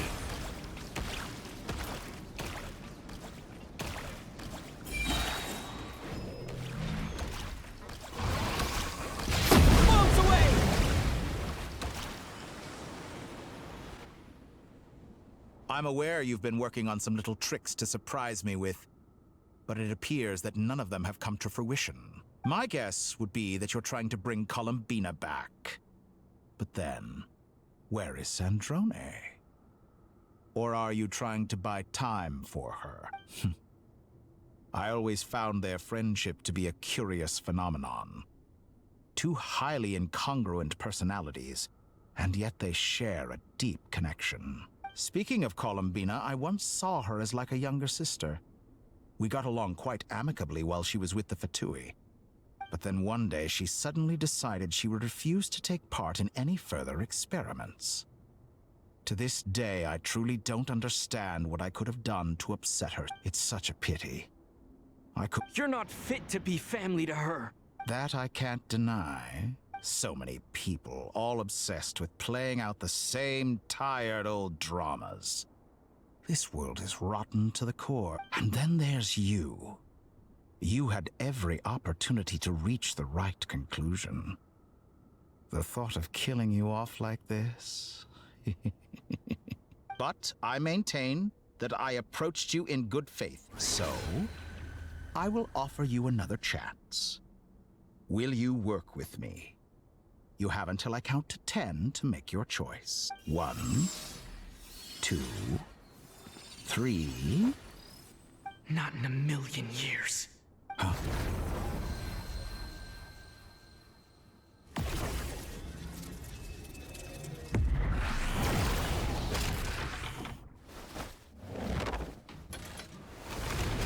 Sandrone, what a pleasant surprise. I didn't think you'd join us all the way up here. You're as sick and twisted as ever. Don't fool yourself into thinking anyone's grateful for the chances you're offering them. Sandrone? But the formula hasn't finished running yet. Funnily enough, I was just discussing a collaboration opportunity with the Traveler, and then I see you, who I must say is a good example of an opportunity gone to waste. Gone to waste? I said that everyone would get one chance, and you've used yours to march right back into the lion's den. So yes, it's an utterly wasted opportunity. And what makes you think I believe a word that comes out of your mouth? I was planning on disposing of your little formula after wrapping up more urgent business here. But since you've taken the trouble of serving it to me on a silver platter, I can simply bring it forward in the schedule.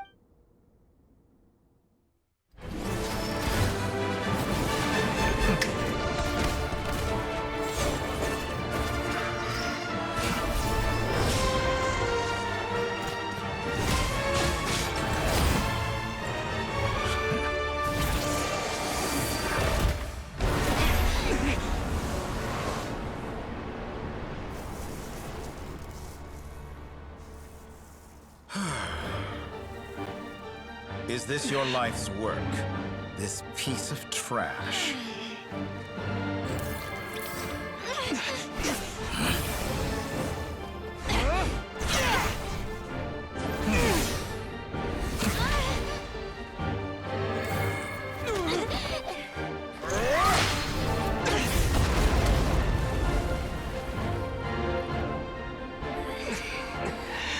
Your formula runs too slowly, Snezhnaya.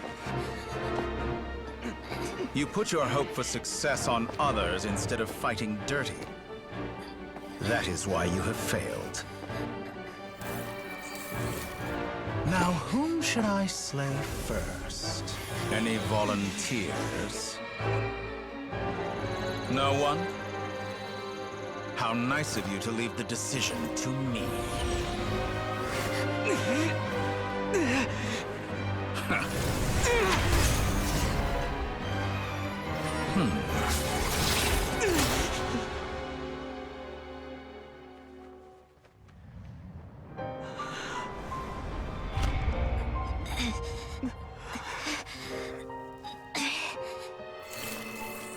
Oh, how unexpected.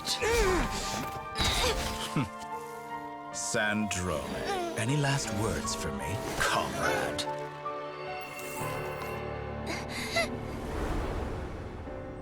Is there anything you wish for?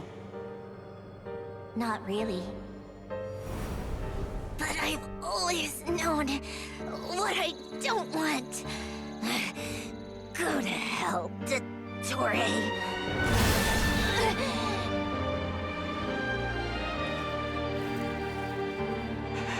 No!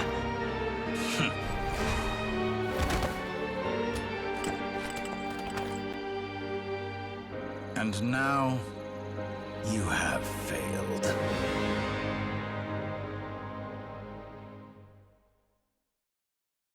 Snezhnaya! Now you see how fragile mechanical contraptions are. Just a gentle tap, and they fall to pieces. However keen of an inventor Snezhnaya may have been, her death spells the end of the formula that was running inside her body. Of course, I have to commend her for making it this far. As her colleague, I have to admire her stubborn tenacity. Now, it is time for you to take your place. My count was interrupted, but the second chance I extended to you still stands. By now, I'm sure you have gained a greater appreciation for the power and authority I wield. What is stopping you from embracing a new world of endless possibility? Not in the mood to talk? As you wish.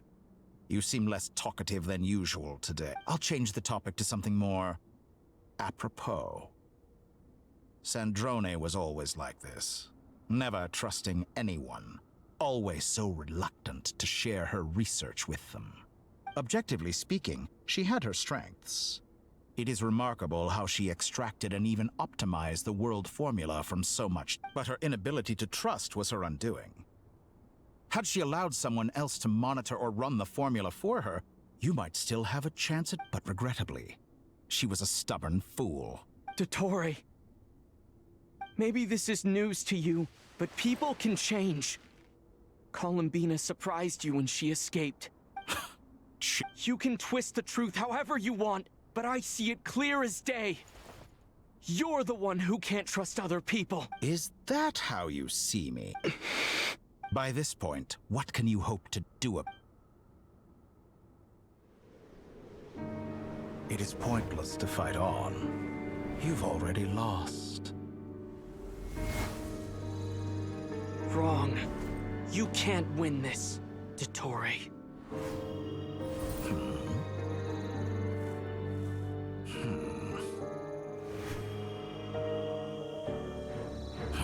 What?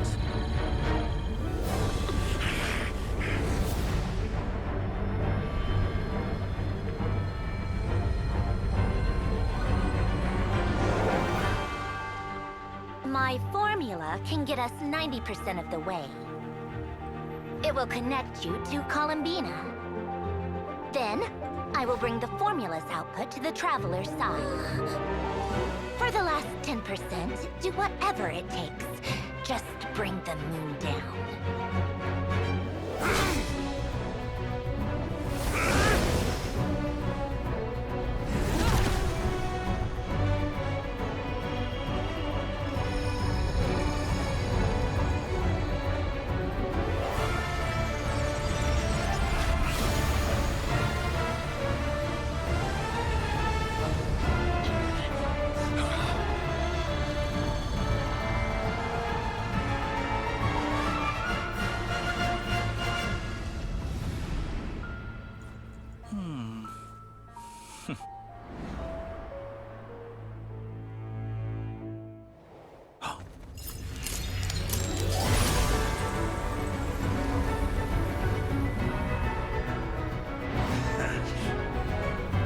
The moon will never be yours!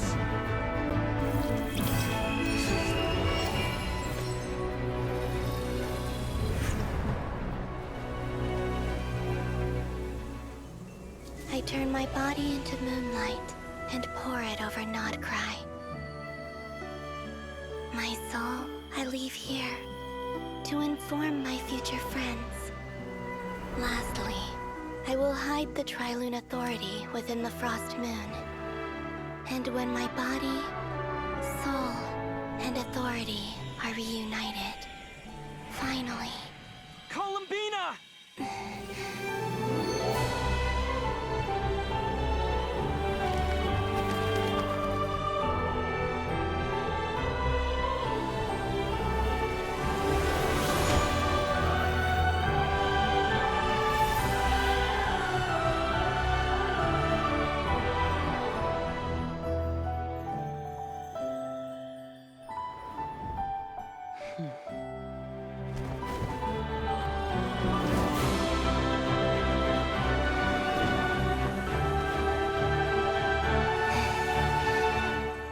It's been too long.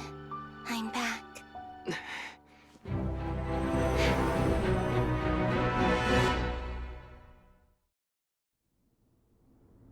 Stay focused on the battle, Traveler. What a touching reunion. Though I personally find myself repulsed by the sight of weaklings huddled together for war. Now, you're quite finished patting yourselves on the back. Show me how long you can struggle before you drown. Watch out, Columbina! He can manipulate space itself! I know. Wait for the right moment. We'll strike together. Moon's remnants fall! Go! Water jet! Yeah! Excellent!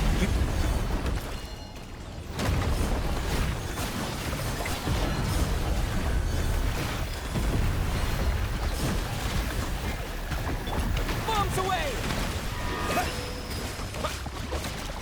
Yeah! Water jet! Enough! Like an ant in my palm.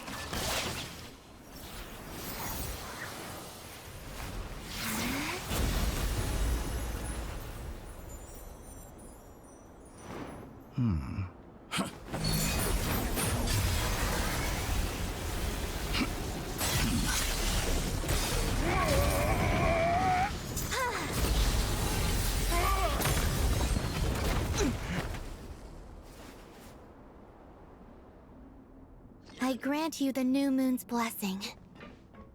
The new moon shines upon you. I am growing weary of your stubborn resistance. It's over, Satori!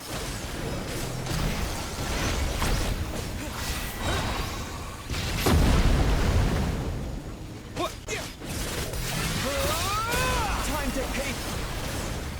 No longer must the world cower in the cold night.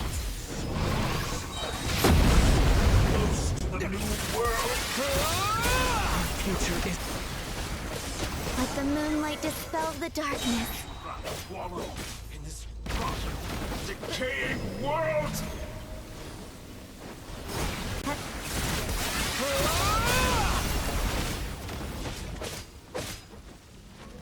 Only I could have shaped the new world. Only I.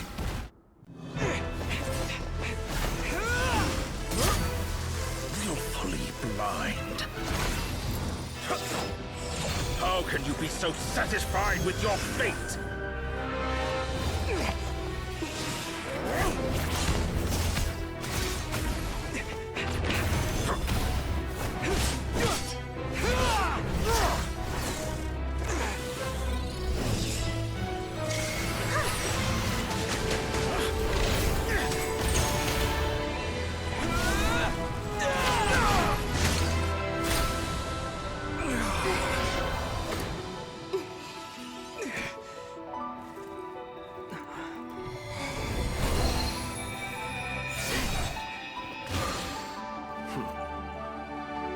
This battle was never about fate. It's about friends, family, and the home you stole from them. So dull. Only the weak rely on each other for comfort. You shall see.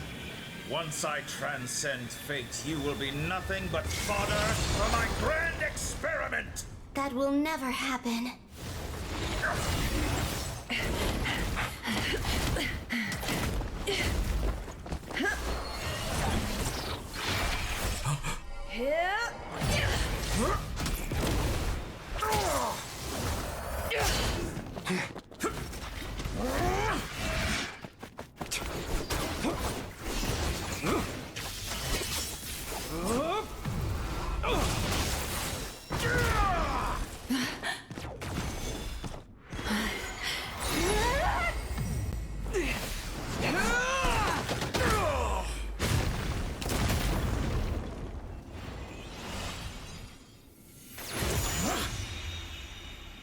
Today, the moon lights up this world once more!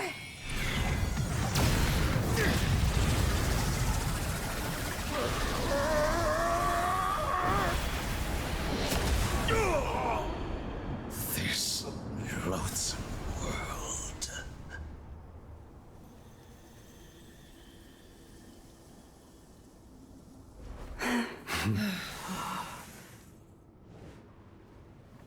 No, this world is our home.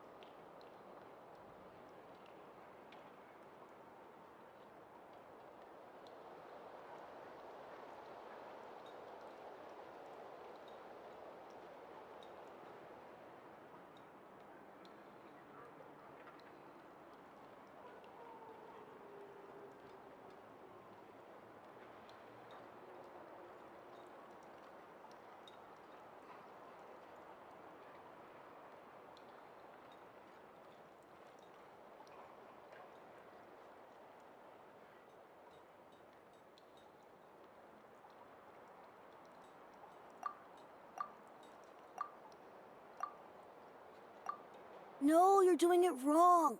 The moon looks like this now. What are you drawing, children? The new moon, Mom. It looks different than before, doesn't it? Also... Can I go buy a sugar sculpture today? All right. I suppose today is a special day after all. Almost like a festival. Extra, extra! Get the latest Nasha Express post-disaster report! Nasha Town reborn beneath a new moon! The voyage begins today! The future looks bright thanks to the League. Want a copy? I knew things would be different. But I didn't think that would include the moon. They say a new moon goddess has been born. A new moon goddess? Who's saying that? The Frost Moon side? I guess so. I'm not too clued up on the details. As far as I'm concerned, the moon's still in the sky and it's business as usual. Hey, since we've come all this way, shall we grab ourselves a free meal while we're here? Are you a convert now? Or are you just here for the... Oh, come on. What does it matter? After everything we've all just been through? That smells good. All right, that's it. I'm hungry. Time to eat. Come on! We gotta get there early, or there won't be any good spots left! Shh, keep it down. This is a residential area. What if people are still sleeping?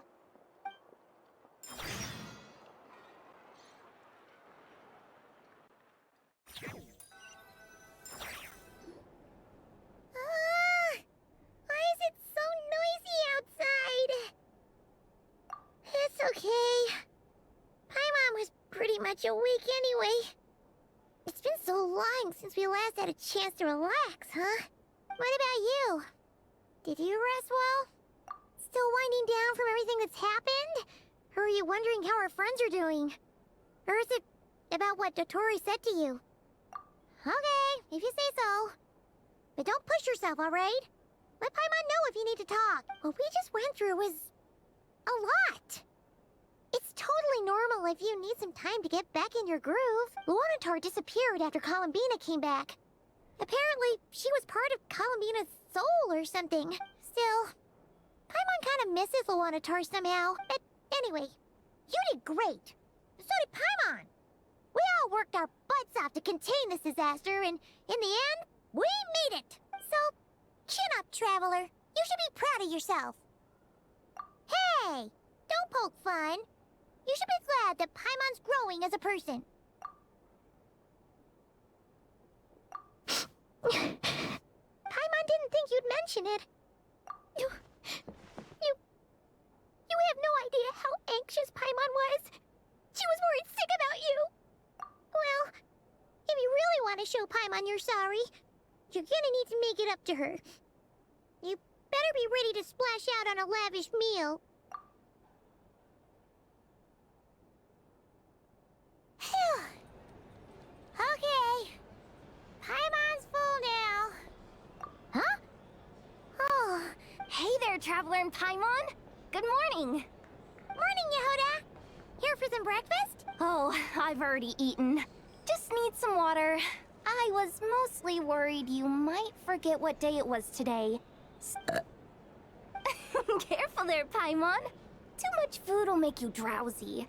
Don't let anyone catch you hiding at the back and nodding off during the League meeting. Yeah, she'd probably be saying that to Aino. She's the baby of the group, if anyone. True. You know, I'm surprised that all these competing groups are actually coming together to try to solve things together.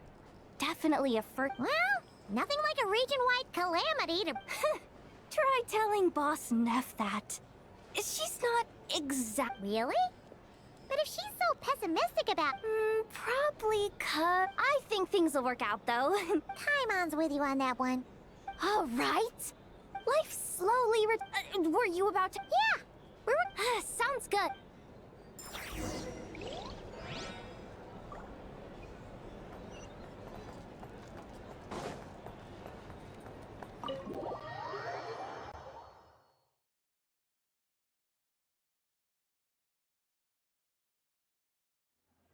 Please accept today's boon. Have a nice day. Are Paimon's eyes deceiving her, or... Hello there. Would you like a feast of the moon? So, what's new? And Aino too? What are you talking about, Paimon? We're just here to help. Duh. In the wake of the disaster, it's all hands on deck. We responded to Lauma's request for support. At times like these, the smallest good deed can inspire others and help them through the hard days ahead. And we're using eggs and heating tubes to make that a reality. In true Krumkake Crab Shop style! Enough! Did you hear that? The Traveler said I did good. The Travel... That's because it's true, I know. Proposal. If you can resist eating today's dessert, I will provide you with compliments too. No way! Well, that proposal got shot down quickly. I need something to get me through the hard times too, you know. Mom! Yes, dear. Go right ahead. Excuse me. Could I take a photo with the robot lady? She helped us get safely out of Notcry, and she helped us get back home too. She's the best. Of course she is. And since I'm the whiz kid who built her, that makes me even better than best, right? But you stole my snacks though. Oops. Shall we move to the open space near the center? The view there is better. Thank you!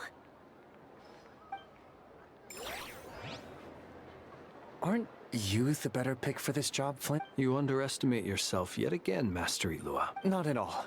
I rarely come by Nasha Town. I don't know any of the big shots here. All in good time. Socializing is a step-by-step journey. But you're much further ahead on that road, aren't you? You're not seeing the full picture. You know the truth now. My friends do not understand my habits. There is no question about it. The Lightkeepers need a representative in the League. Someone who is upright, cares about other people, and can realize their self-worth through group action. You say it like you wouldn't make the cut. I am most flattered that you think I would. Sigh a little less, Master Ilua. That is precisely why I'm sure we all also agree that we would sooner die. Whatever. I'll take the job. Oh, it's quite the who's who. I'm sure you will find speaking with them to be a... If you say so. I've never done this work before, but I'll do it. An admirable attitude to take. We have the chance to... Yeah. Quite a few familiar faces.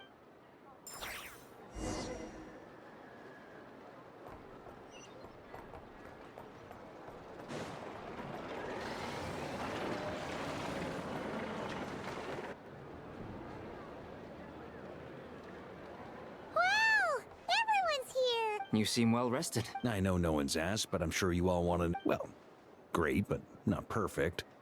Starting to lose my mind from boredom. Can't drink a drop of alcohol while I'm waiting for... I'm sure you had a sneaky swig or... Wait, how'd you find out? I'm sure you must... Yeah, you could say that again. Honestly, once the... Hey, looks like someone's taking the stage. Can everyone see okay? Anyone need a boost? I'll just listen from the back. You're taking this pretty seriously. Well, it's not every day that I get the chance to see how people speak. Soak it up like a sponge. I'll make sure you get a chance to practice for yourself. Mr. Varka, are you forgetting that I'm not a Knight of Favonius? I can knight you.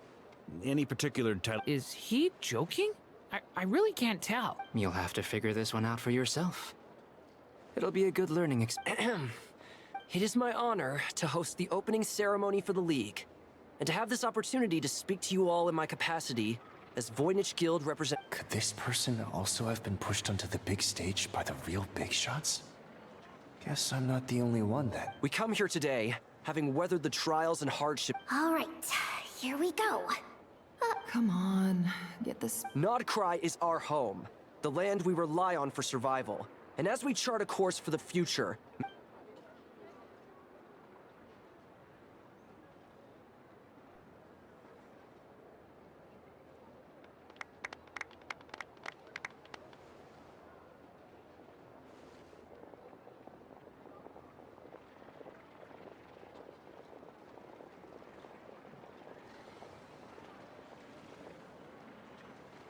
Looks like we'll have more opportunity. I'm sure you'll cope, Lady Moonchanter. Given how... Unfortunately, I suspect I'll be... It'll be all right. You... I thought you'd approve. That's a bold statement. Columbina's return has brought joy to all who care. As for the Frost Moon's scions, it is up to us to make our home a more livable. I like the word try. You don't see a bright... I'm just not as... The Frost Moon scions should count themselves lucky that they... But Nod Cry's a big place. Well, that's... Unless... The cure... For now, yes. What would make it worth your while? Getting out more than I... Then maybe it's worth... All right. You could... You'd be... Hey, you two! Congrats on all your hard work! What are you chatting about? Nefer was trying to dissuade me from adding to her employees' workload. Sorry, what? Your conversations are always the most interesting. Would you two care to join me for some tea before...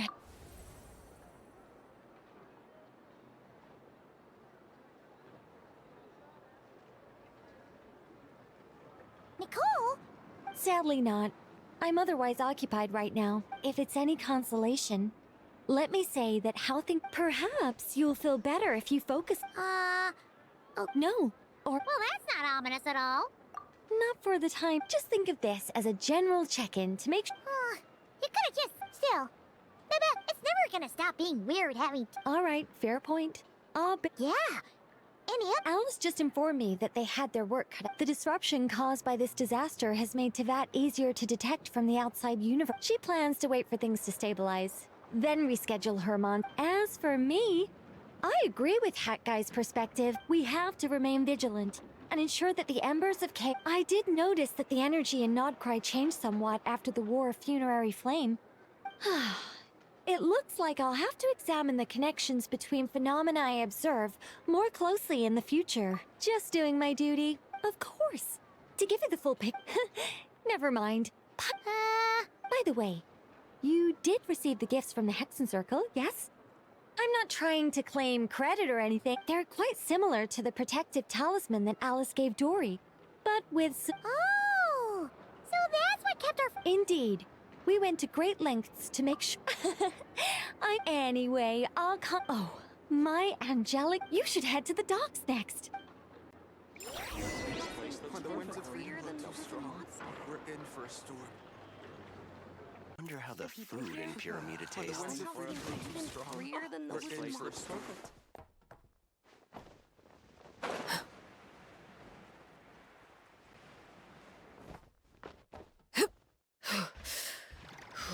Boy, have I got a cool story for you! Seriously, Just put that go aside here. for now.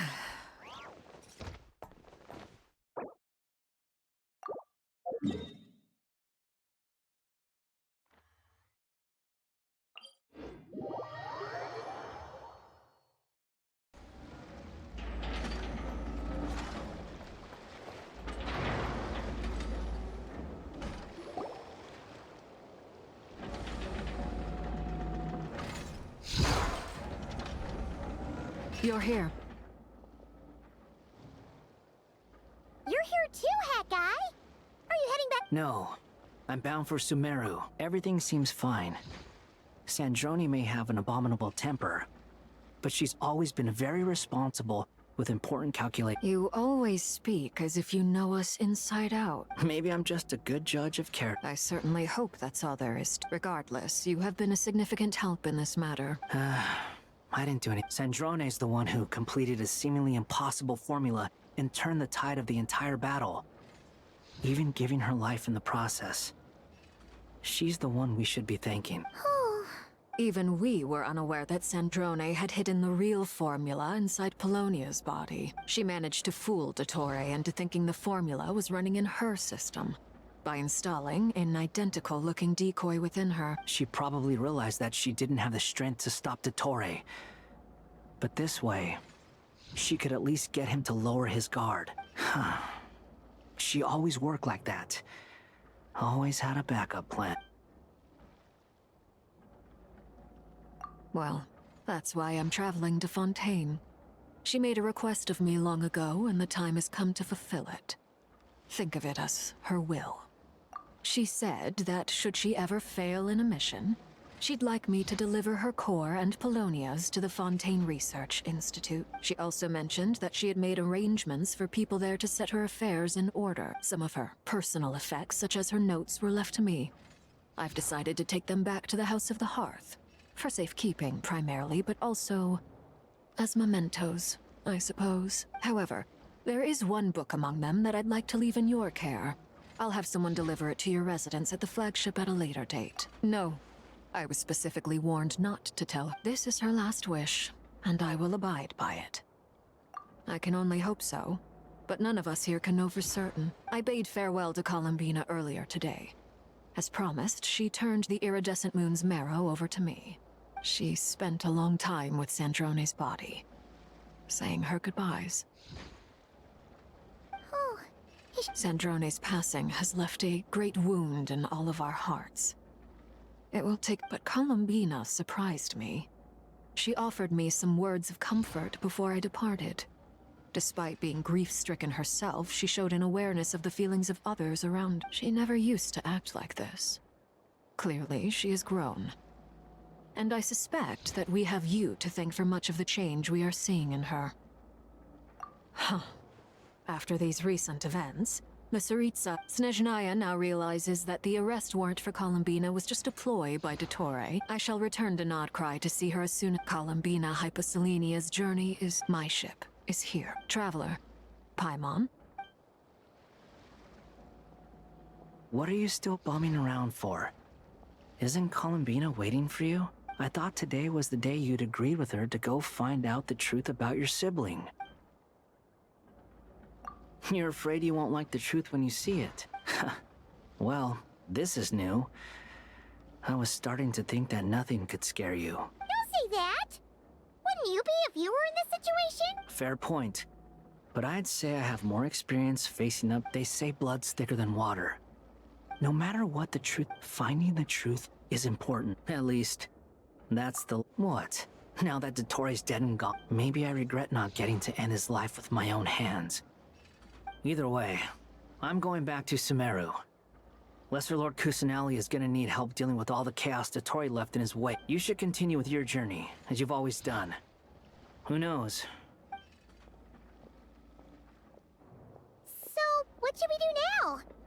If you want to explore a bit more to steady those nerves, after all, when Columbina said she knew where your ship was hidden, Paimon promised to give you two some alone time with the truth.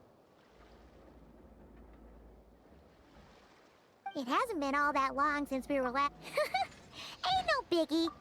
Paimon might be all about that food and fun, but she knows how to do right by people. Paimon's sure you'd prefer to digest the news about your sister in peace. But, no matter what you see, just if you can't make sense of something, let's give it some thought together. Glad to hear it. Feel better now? Alrighty. Next up, time to meet with Columbina.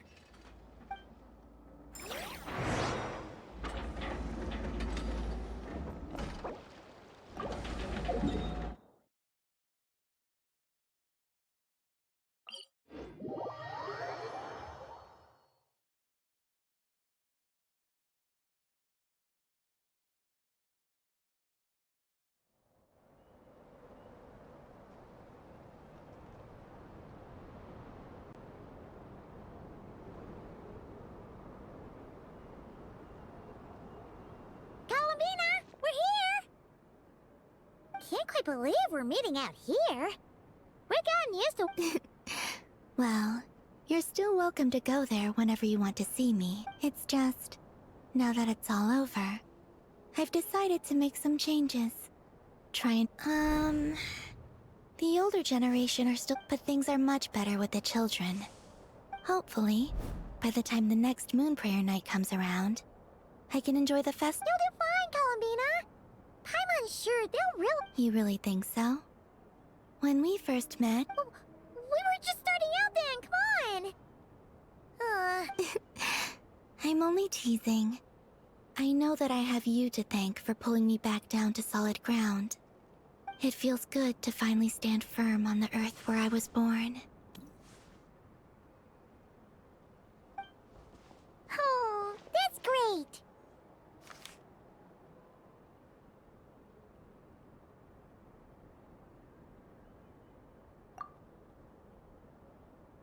Thank you. I'll make sure not to lose it this time. Well then, are you ready? Lumine, what happened? It's time to learn the truth. Good. Then let me open the way for you.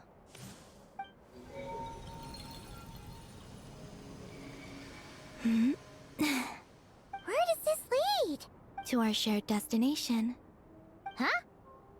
Do you remember me telling you about my missing prologue back when we just met? But while I was inside the moon's reflection, I read the story of the time before I was born. Was in fact, but when I obtained the Trilunar Authority and returned to our present reality, I sensed something I hadn't expected. Your prologue. So you mean... Yes, your spaceship. All this time, it has been hidden on the Frost Moon, which lay beyond the sky. The great ruler of the firmament. The heavenly principles. Wait, them? Why would they do that? I don't know. Perhaps your ship contains something that is incompatible with Teyvat. Or something that cannot be known. Oh, did I pick a bad time to say this? I know it must have been hard to work up the courage to do this. Maybe I should have waited until you were on the moon, with no chance to back out. That would have been kind of mean, you know. Take me there. Oh? Whatever is hiding in that ship, it belongs to me and Lumine. Those memories belong to us. No one else has the right to decide whether I should or shouldn't know about it. Not even the heavenly principles. Very well. You two take care, alright? And don't forget to come back soon! Rest assured, Paimon. We will. Thinking about the story that we'll find hidden on the moon. Yes. And hoping that it has a happy ending. Stories like that don't exist, you know. You don't believe in happy endings? I don't believe in endings.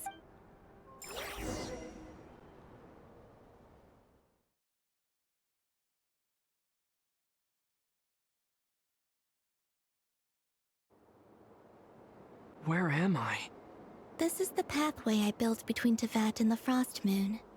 The moon is very far away from us, so it could be a long journey.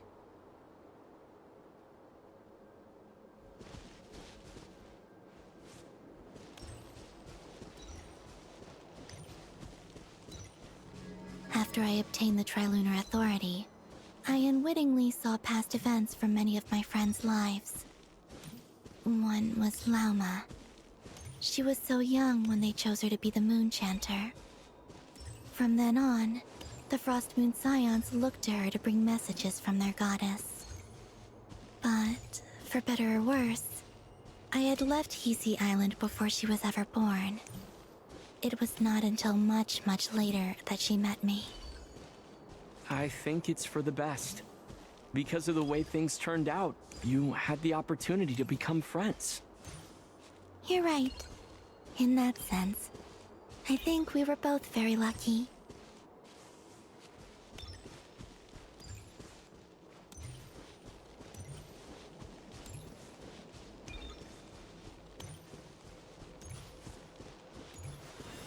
Oh, and about that mage, Nicole. I only recently learned that she has lived in Teyvat since the time of the Three Moon Sisters. The Moon Goddesses always had a good relationship with the angels. I suppose our friendship continues that tradition.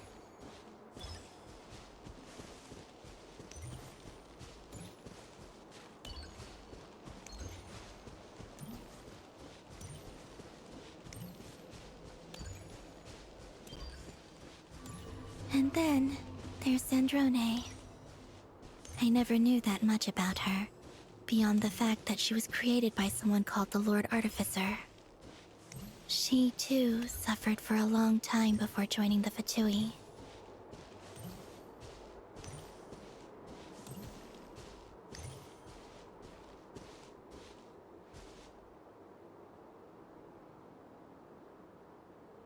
How I wish I could talk to her again. Even if only to hear her say nasty things to me.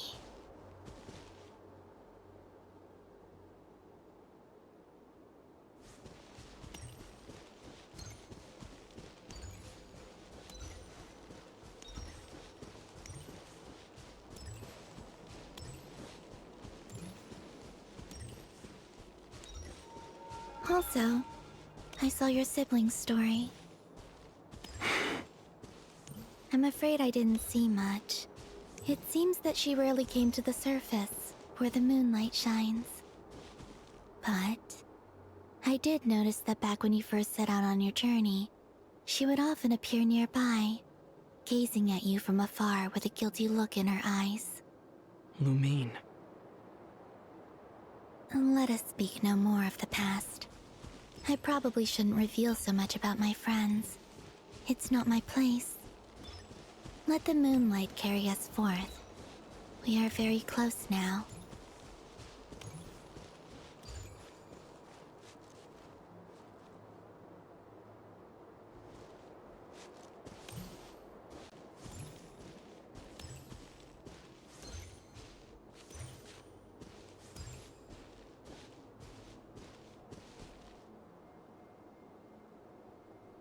After this, I'd like to bring some kuhenki to the moon as well.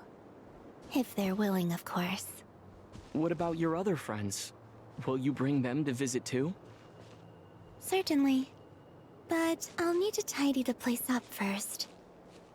This home hasn't received any guests in a long, long time.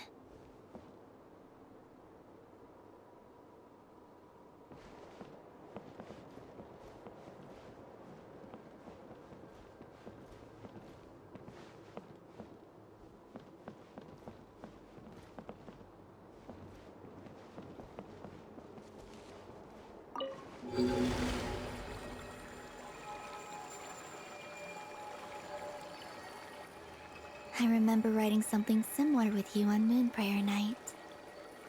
I believe it was called... Dodoko's whirligig.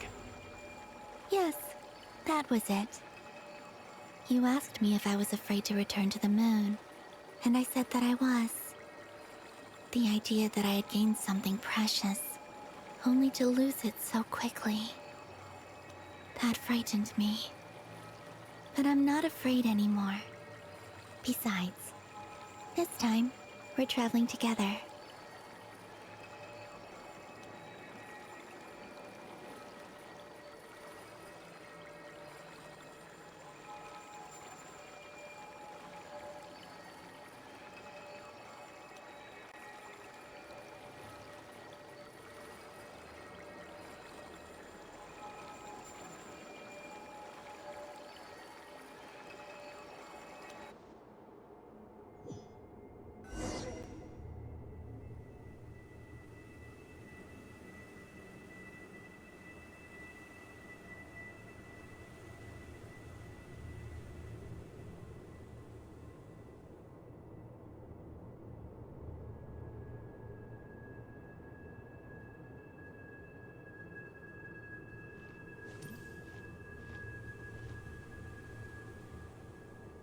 We're here.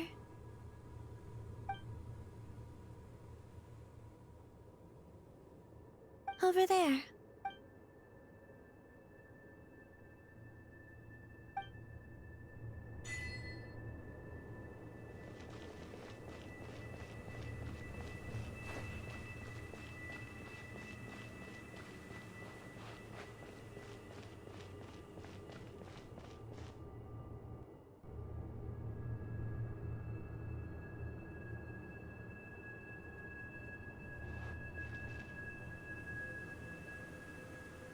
Our spaceship. It's huge. I suppose that the moon is the only place one could hide it. It'll be all right. Huh? The way you feel in this moment, I went through it too, on Moon Prayer Night. The door was right in front of me. Solitude for me once meant living, but that night... Columbina. Go. Retrieve the part of your life that was once lost. Trust me, you will lose nothing by doing so. Look, Teyvat is right there. All of our friends are down there. You're right.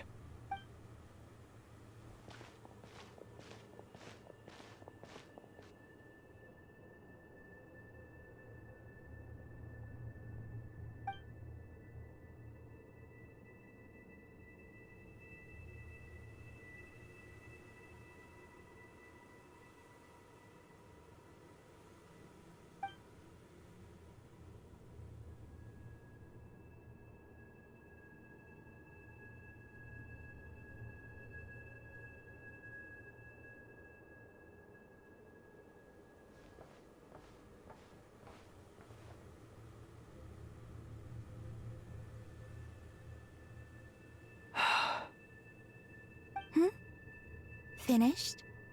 Yeah. Why did you take your eye mask off? Well, since my return, I've decided to take more opportunities to see the world with my own eye. Besides, I've always wondered how Teyvat looks from the moon. And what do you think? It's beautiful.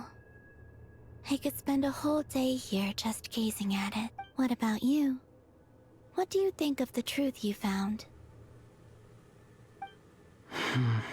I haven't looked at another person's expression in a long time, but I think yours is saying it was neither good nor bad. Keep this up, and it won't be long before you give Nefer a run for her money. Oh, I don't think that's going to happen. I'm much more used to sensing what's going on around me with Kuvaki. I think I'll save my eyes for seeing special moments I read the spaceship's flight logs. I always assumed that this was my first time in Teyvat. I thought that Lumine and I must have been hibernating in space for centuries on end. But the logs show that our spaceship flew over the skies of Teyvat once before. A long, long time ago. Flew over? So you didn't land? No. The ship barely came to a stop before flying on again. After that, it continued traveling through space for a long time. Some of the data is corrupted, but I suspect that it kept flying for thousands of years.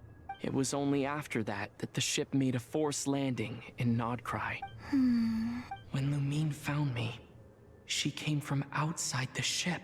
Could this mean that she left the ship long before I did? Maybe even during our first pass over Teyvat. Are you alright? Yes, I can feel that the truth is coming together. One small piece at a time. I remember Lumine telling me that when she first arrived in Conria, she could not recall the past, so this might be something that even she doesn't know. Here, I made some space for you. Your mind must be racing, and this seems like the perfect place to relax and clear your head. Oh, wait, there's one more thing. What is it? Wait here a moment.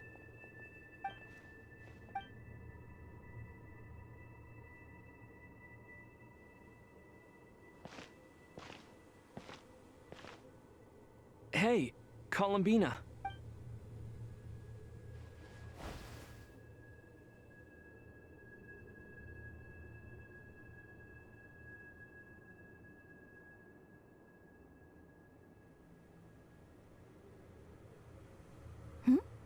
Is that a new outfit? An old one, technically.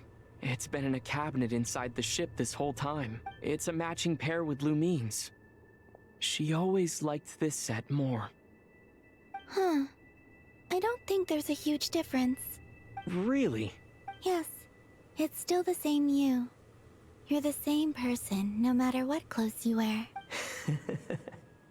Only Columbina would make an observation like that. Traveler, do you consider Teyvat your home? Home is wherever Lumine is. But then after all the time I've spent here, and everything I've been through, yes, I'd say it's my home. Would you change your answer if Teyvat changed appearance? I mean, if the truth about Teyvat turned out to be different than what you thought. I don't know, but I don't think so. The truth is not what matters most to me about Teyvat. When I was first born, I longed for a home. And when you get something before you're mature enough to understand the world, you just take it at face value. I thought that a home was a transaction.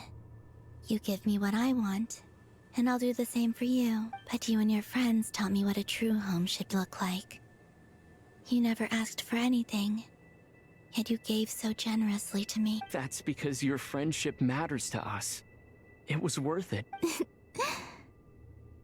In the past, I thought that my birth in Nodcry must have been a mistake. But after journeying to the distant past where the story began, I realized that it was I who chose Nodcry to be my future home. Now, I am glad that I made that choice. I'm sure your friends are just as glad. In fact, I intend to make the same choice today as I did back then. What do you mean? Well, I've given the Eternal Moon's Marrow to Lauma, and the Iridescent Moon's Marrow to Arlecchino, and now I shall return my Kuvagi to Nodcry again, that it may continue to protect my chosen— Wait, but what about your body? Hmm? Oh, are you worried that I'll disappear again? I won't. Not this time. The Frost Moon has now entered the false sky, and I am the Trilune Goddess. I am only returning to Nodcry the part of me that it needs. I am giving what I can, because my home is worth it. Oh, and I have something for you, too. For me? Yes. Come closer.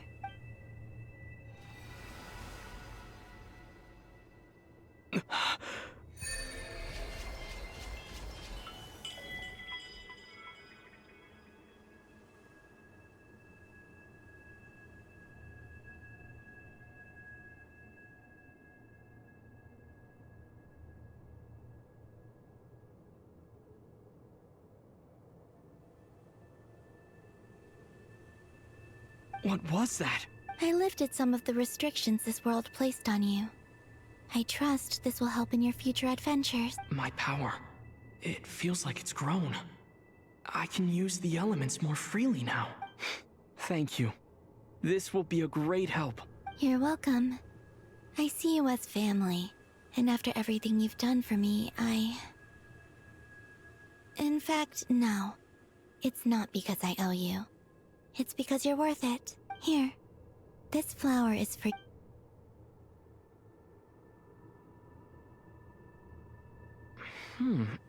Isn't this a moon prayer blossom? Yes. Don't worry. You will never see these flowers lose their color again. I'm finally discovering the joy of giving. How I wish I'd learned this sooner. Hey, better late than never.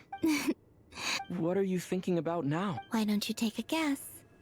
You get one shot. I don't think I'll get it in one guess. But I'm sure it's a happy thought. That's kind of a sneaky answer. I can't say you got it wrong down into that. The moon seems so far away. I felt it might always lie beyond my reach. But on the moon, everything feels so close by. The haze that once enshrouded the skies has finally been— I don't have a lot of luggage. Next, to start with, I want to stay here just a little long. After that, let's return home and continue our journey.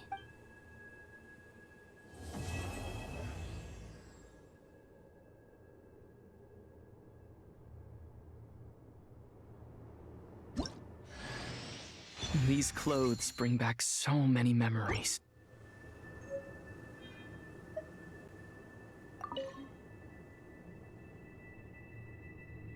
The journey goes on. For you, and for me. Like I said, this is not the end. Oh, is that— In fact, it is home to quite a wondrous heat source. I sensed the energy it gave off as I was— I also recommend the Korolievsky troupe in Snezhnograd. They give performances quite regularly, and entry was free. Ice cold. In fact, I don't think— maybe that's because the Tsaritsa herself has never acknowledged, nor accepted that power. There's a greater. Between them, they can— I noticed that the rooster— but I wasn't particularly interested, so I tended to keep my distance. Once things settled down in Nodcry, you've told me so many stories about the other places you've been to, and all the friends you've made there. It would also help me learn more about the journey that has made you into the person you are today. Okay. It shall cast down its true moon.